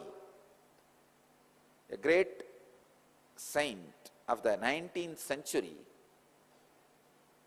named Vadalur Vallalar, lived in Tamil Nadu, calls this Purusha as Swayam Prakasa, self-effulgent, pure light, pure grace. The light is the soul, Purusha. This reflection is Sattva. This mirror is the body. And the reflection, when it falls on the wall, that is called world. And the wall is nature, Prakriti. If there is a small disturbance in the mirror, means broken or dust, impure, the reflection, sattva, will not be proper. Now, if the reflection is not proper, sattva is not proper, you will never be able to experience the source. Enlightenment means this deflected reflection, instead of falling on the wall, if it falls back on the light source, it is enlightenment. Understand? This is the body, that is the Atman. The reflection, exact reflection spot is sattva. Now you can see that light is falling on the wall, the deflected reflection. It falls on the wall. Now this light, this mirror, this body is not enlightened. It is in ignorance. But slowly that guy is trying to move, becoming ashramite, and slowly becoming closer. Now he is enlightened. Understand? The reflection is back on the source. The reflection is not deflected. The reflection is on the source. The sattva of the body means the reflection needs to be balanced. Only then it can deflect on the source itself, not on something else. Means the body, the mirror, should not have any ups and downs, should not have any dust. Of course, with great difficulty, even with this dusty mirror, I made the reflection to fall on the source. Even with a little bit of dust, a master can make deflection to make fall on the source. But a normal seeker who does not have the direct guidance of the master should take care. This sutra is written for the people who may not be having direct guidance, should take care. The pure sattva means the reflection is balanced to directly connect with the source.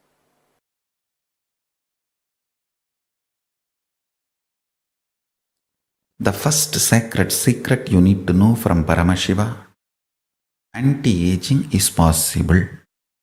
That's first. Second, your association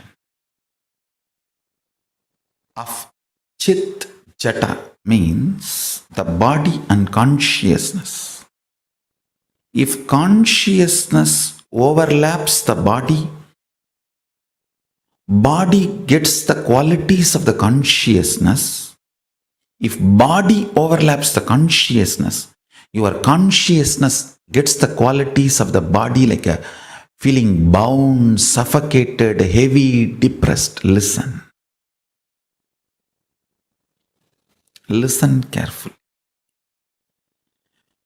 Which component is predominantly active in you? If your consciousness is alive, functioning, if that is operating, all the intra-organs and internal organs of your system, body manifests the qualities of consciousness. Your consciousness, Paramashiva declares, is eternal 16 in his Dhyana Sloka. In Agama he says, I am eternal 16. Meditate on me as eternal 16.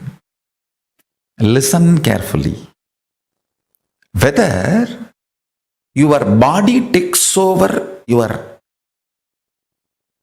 internal organs and intra-organs, or your consciousness takes over your intra-organs and internal organs and body. Fundamentally, what you strongly believe as you, those cognitions are all based on your identification and qualities of the body, or the identification and qualities of consciousness. If you feel you are going to die and remember that continuously, that is the cognitions based on body. You will feel you are mortal and your internal organs will react, respond in the same way, and intra-organs, when I say intra-organs, the 14 chakras, your intra-organs also will respond in the same way. Even your consciousness will feel constantly suffocated, caged inside the body. Understand? If your cognitions are based on more the qualities of the consciousness, feeling free and deep within you, you know you are not going to die and you are existing forever, and how you exist during the dream and deep sleep and waking state, you will exist beyond death. Maybe the shell will go through some changes, but you are going to exist forever. When you are operating from those beliefs, your intra-organ will manifest the same, and internal organ will manifest the same, and body will manifest the same. More and more anti-aging will be happening in you. Understand? The inner software you are having, is it programmed more based on the qualities and perceptions of the body, or is it more based on the qualities and perceptions of the consciousness? Chit or Jata, which is overpowering your inner software's operation. That's all decides your anti-aging or aging. Listen carefully. Sometimes you can be in your teenage and feel suffocated, depressed and suicidal. Means you are old already. Sometimes you can be 115, 120, 150 and feel so light, alive and joyful, complete, fulfilled, Purna, ecstatic. Understand? It is fundamentally. The good news I have is, fundamentally, it is the way you cognize your inner software that decides aging or anti-aging. The great news I have is that can be consciously programmed and changed through your will persistence. It is possible, and it is possible for you. Because fortunately, Paramashiva, Mahadeva has given the will persistence to all of us. Simple technique I'll give you. Constantly listen to the satsangs related to integrity. Spend time in Enlighten app. Continuously listen to the thought currents and ideas about integrity from multi-dimensional. I've explained integrity at least from 108 various dimensions. Why integrity is important power you need to manifest. Whether in the relationship angle, your health angle, or your life angle, your social, economical, spiritual, health, wealth, in every angle. Spend time on integrity satsangs.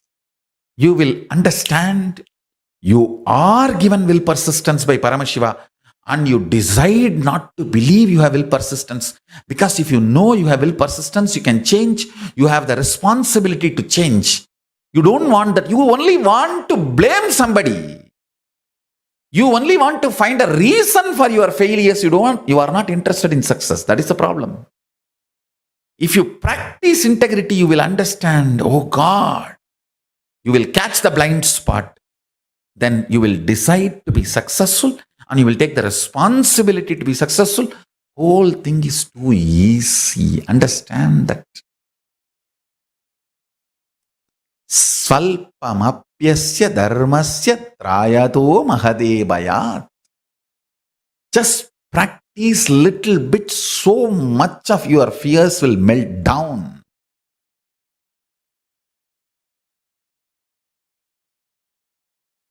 Understand.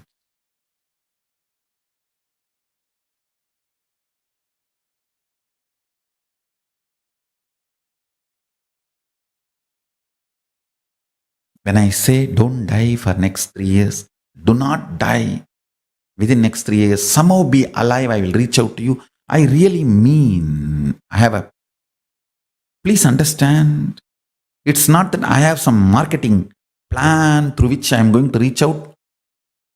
I know when something powerful happens, how powerfully it reaches out to the whole world and it reaches out to the whole humanity. I know the powerful way Paramashiva is manifesting through this body. I know he is going to do the job. That is why I am so confident and putting this in public record. Just be alive, don't die within next 3 years. Paramashiva will reach you with enlightenment signs. Of course, whether to have it or not is your freedom. He will reach out to you free of charge, free of any other commitment. Understand? Whether to manifest it or not is up to you, but he will reach out to you. As easy as putting the bread from your plate into your mouth and making it into your blood. Understand? Of course, you will have a freedom to put it from the plate into your mouth or not. That's your freedom. But I'll serve it in your plate and bring it to you. That easy. It will be reached out to you. Listen carefully. The cognition's inner software which operates your system, which generates your desire patterns, your joy patterns, your pleasure patterns, your greed patterns, your fear patterns, your anxiety patterns, your depression patterns, your frustration patterns, your good idea of your bad, your right, wrong, all which you generate, which is generated inside your system.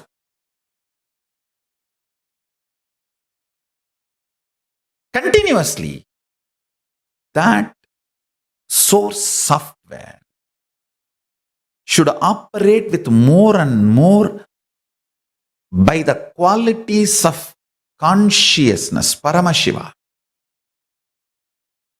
not by the qualities and ideas of body, but by the qualities and ideas of Paramashiva, superconsciousness, consciousness, the state, space, powers and being of Paramashiva. Listen. If you watch the satsangs of integrity for next few days, your whole system will understand what I am saying. You will understand. See, integrity is important. Source code you need to understand with which your inner conscious software is programmed. If you understand the source code, you can decode the whole secret of how you are programmed and you can easily develop yourself and evolve yourself as a superconscious being. Understand?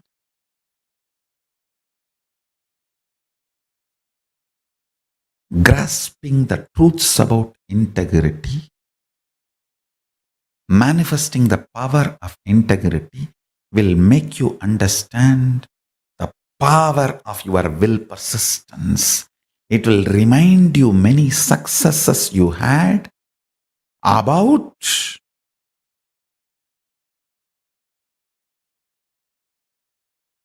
manifesting superconsciousness in your life, manifesting what you want in your life through will persistence. Understand?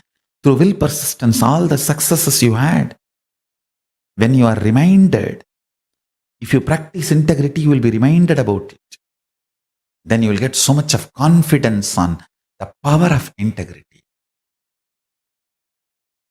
And you will decide to live integrity.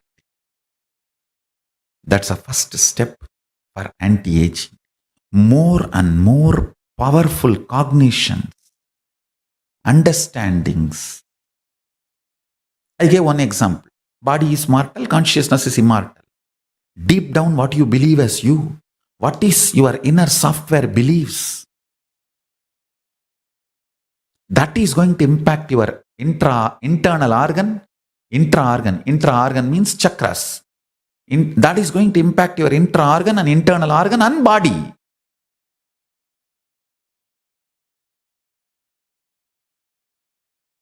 Beautifully, Krishna says, the consciousness can neither be killed, nor be burned, or be made wet.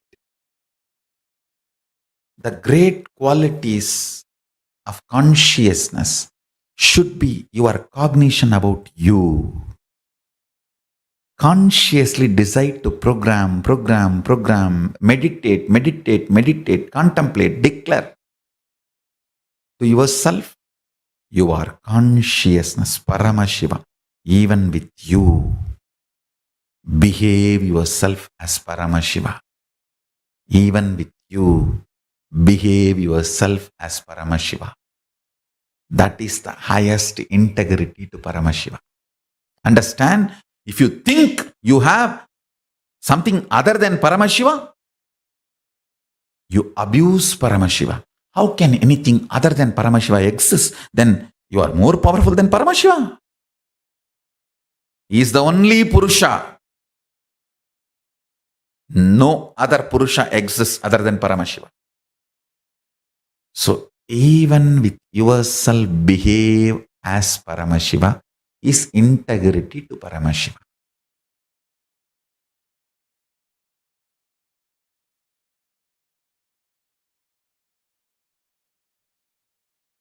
Reality.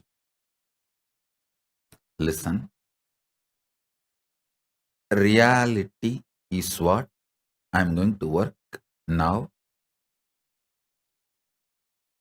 in this superconscious mutation process. Listen. You are alive. You are alive. That's the only reality. You have some amount of money. You have certain property. All this is imagination approved by society and law of the land, but not reality. How many of you are realizing it? Raise your hand. You are alive is only reality.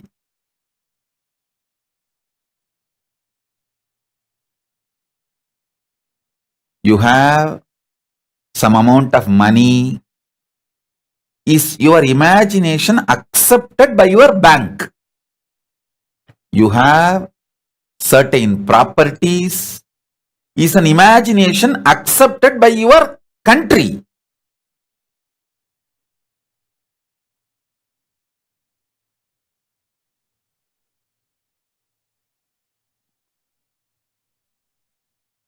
You have wife or husband. Is your imagination accepted by your spouse? The day your spouse decides he or she does not accept your imagination of having a spouse, over. Bye.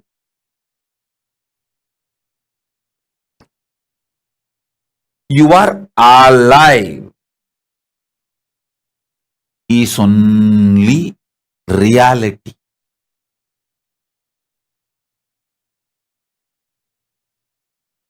You are alive is the only reality.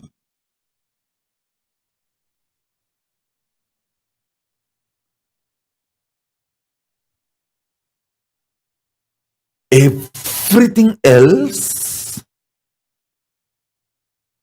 is an imagination accepted by certain people at certain level in certain zone.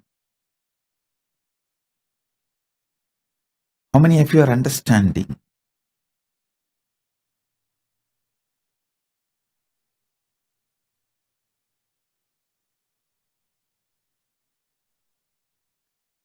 Other than you being alive, everything else is imagination. How many of you realizing this truth? Other than you are alive. That's the only reality.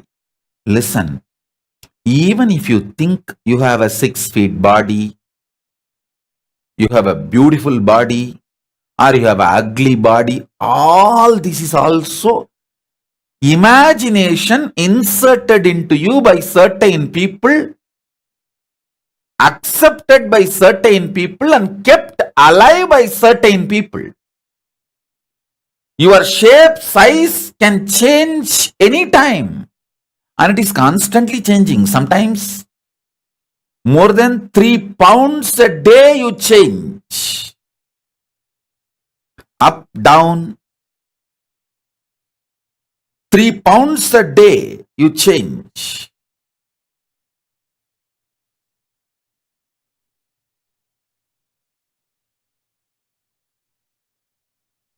Listen. More the reality is infused by Paramashiva, his superconsciousness, more powers you manifest. Delusions disappear. Life becomes powerful, real, energetic.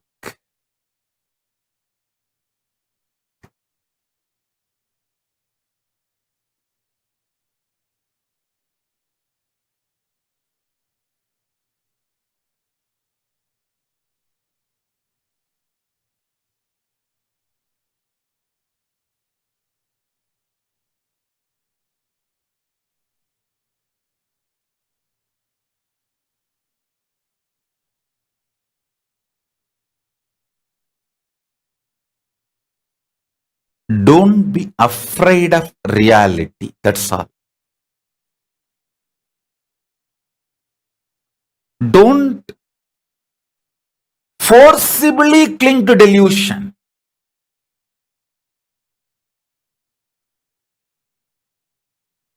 Don't forcibly cling to delusion.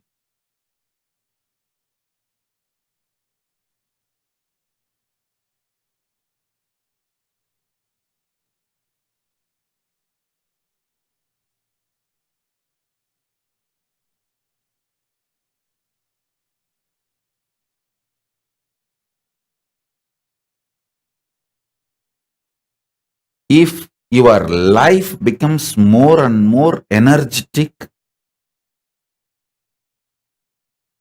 powerful, delusions lose power over you in multi-level.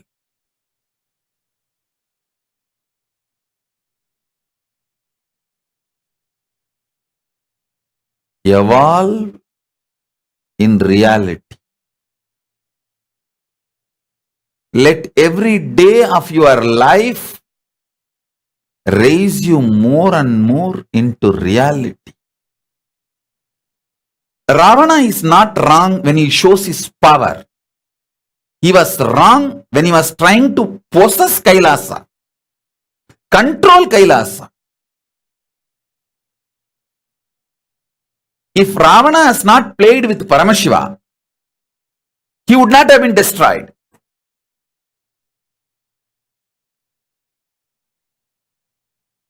If he has not tried to do games with Kailasa and Paramashiva, he would not have been destroyed. Same way Bhasmasura. If he has not tried to go after Paramashiva, destroy Paramashiva, he would not have been destroyed. Same way Daksha. See, Bhasmasura lived 16,000 years. Only when he decided to stretch his hand on Paramashiva, he was destroyed. 16,000 years he ruled the world. Happily. Every time you get into mess only when you try to behave like Ravana, try to damage Kailasa or try to put your hand on Paramashiva, or like Daksha try to fight with Paramashiva, only then you get into trouble. Otherwise you will never have trouble. Balaji, I tell you one more thing. Delusion with deluded people is not wrong. But when you try to show your delusion with reality, means Paramashiva or Kailasa, that is where you mess. Getting the answer? That's it. Be boss to the world. Be a simple disciple to Paramashiva. Then you will be successful forever. As long as Ravana did not try to possess Kailasa, he lived ruling 3 worlds. I don't know how many of you know Ravana had the title Ravaneshwara. Ravana was living like a Ishwara for 3 worlds.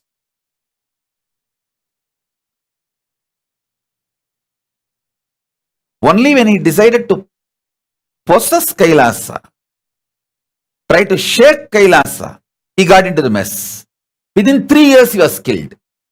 When he decided to take Kailasa and try to move Kailasa, after that only 3 years he lived. That's all.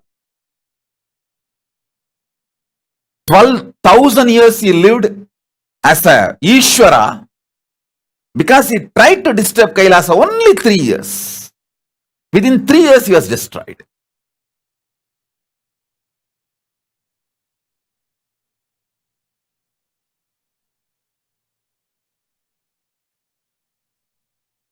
Ravana would have been great if he has not tried to fight with Kailasa. Nobody could have killed Bhasmasura if he has not stretched his hand on Paramashiva. Daksha would have been the Prajapati. I don't know how many of you know Daksha is a Smritikara. He wrote the first jurisprudence. Manu Smriti was second, not first. Daksha Smriti was the first. Manu Smriti was second. Because Daksha Smriti was discarded by Paramashiva, Manu Smriti became popular. I don't know how many of you know. How many of you know that Daksha is the son-in-law of Manu? Manu's daughter is Daksha's wife.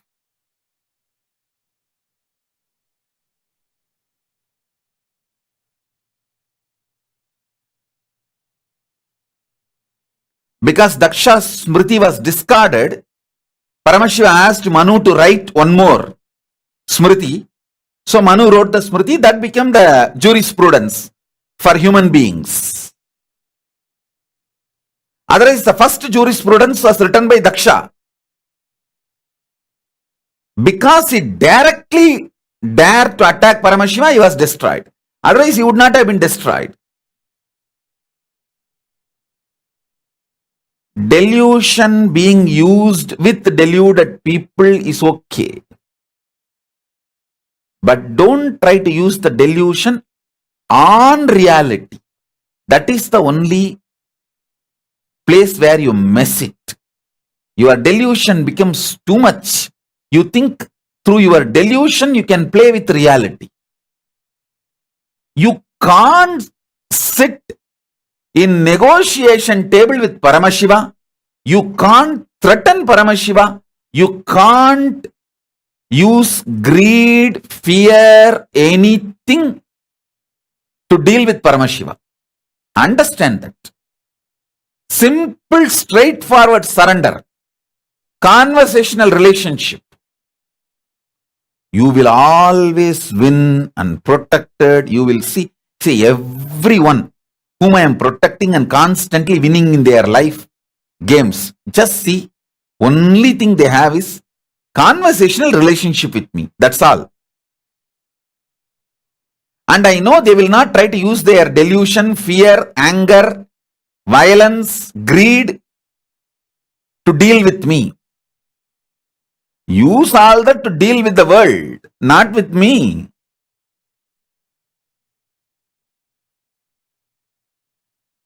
Balaji, delusion itself is not wrong. For example, if you use your delusion, you will make millions into billions in Wall Street. Because the whole Wall Street is delusion. Use delusion where the delusion is useful. If you use your strategies, your delusion, knowledge, everything in Wall Street, you will make millions into billions. Less than a year you will make. But if you use your delusions, your knowledge on Kailasa or on Paramashiva, you will lose everything.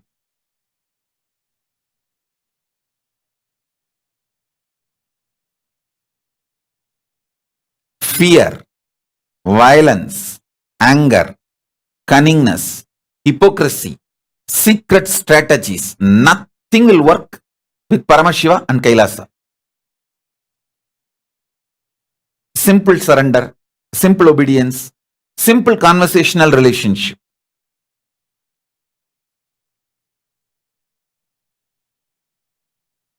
Will make everything all right. Use your delusion with delusion.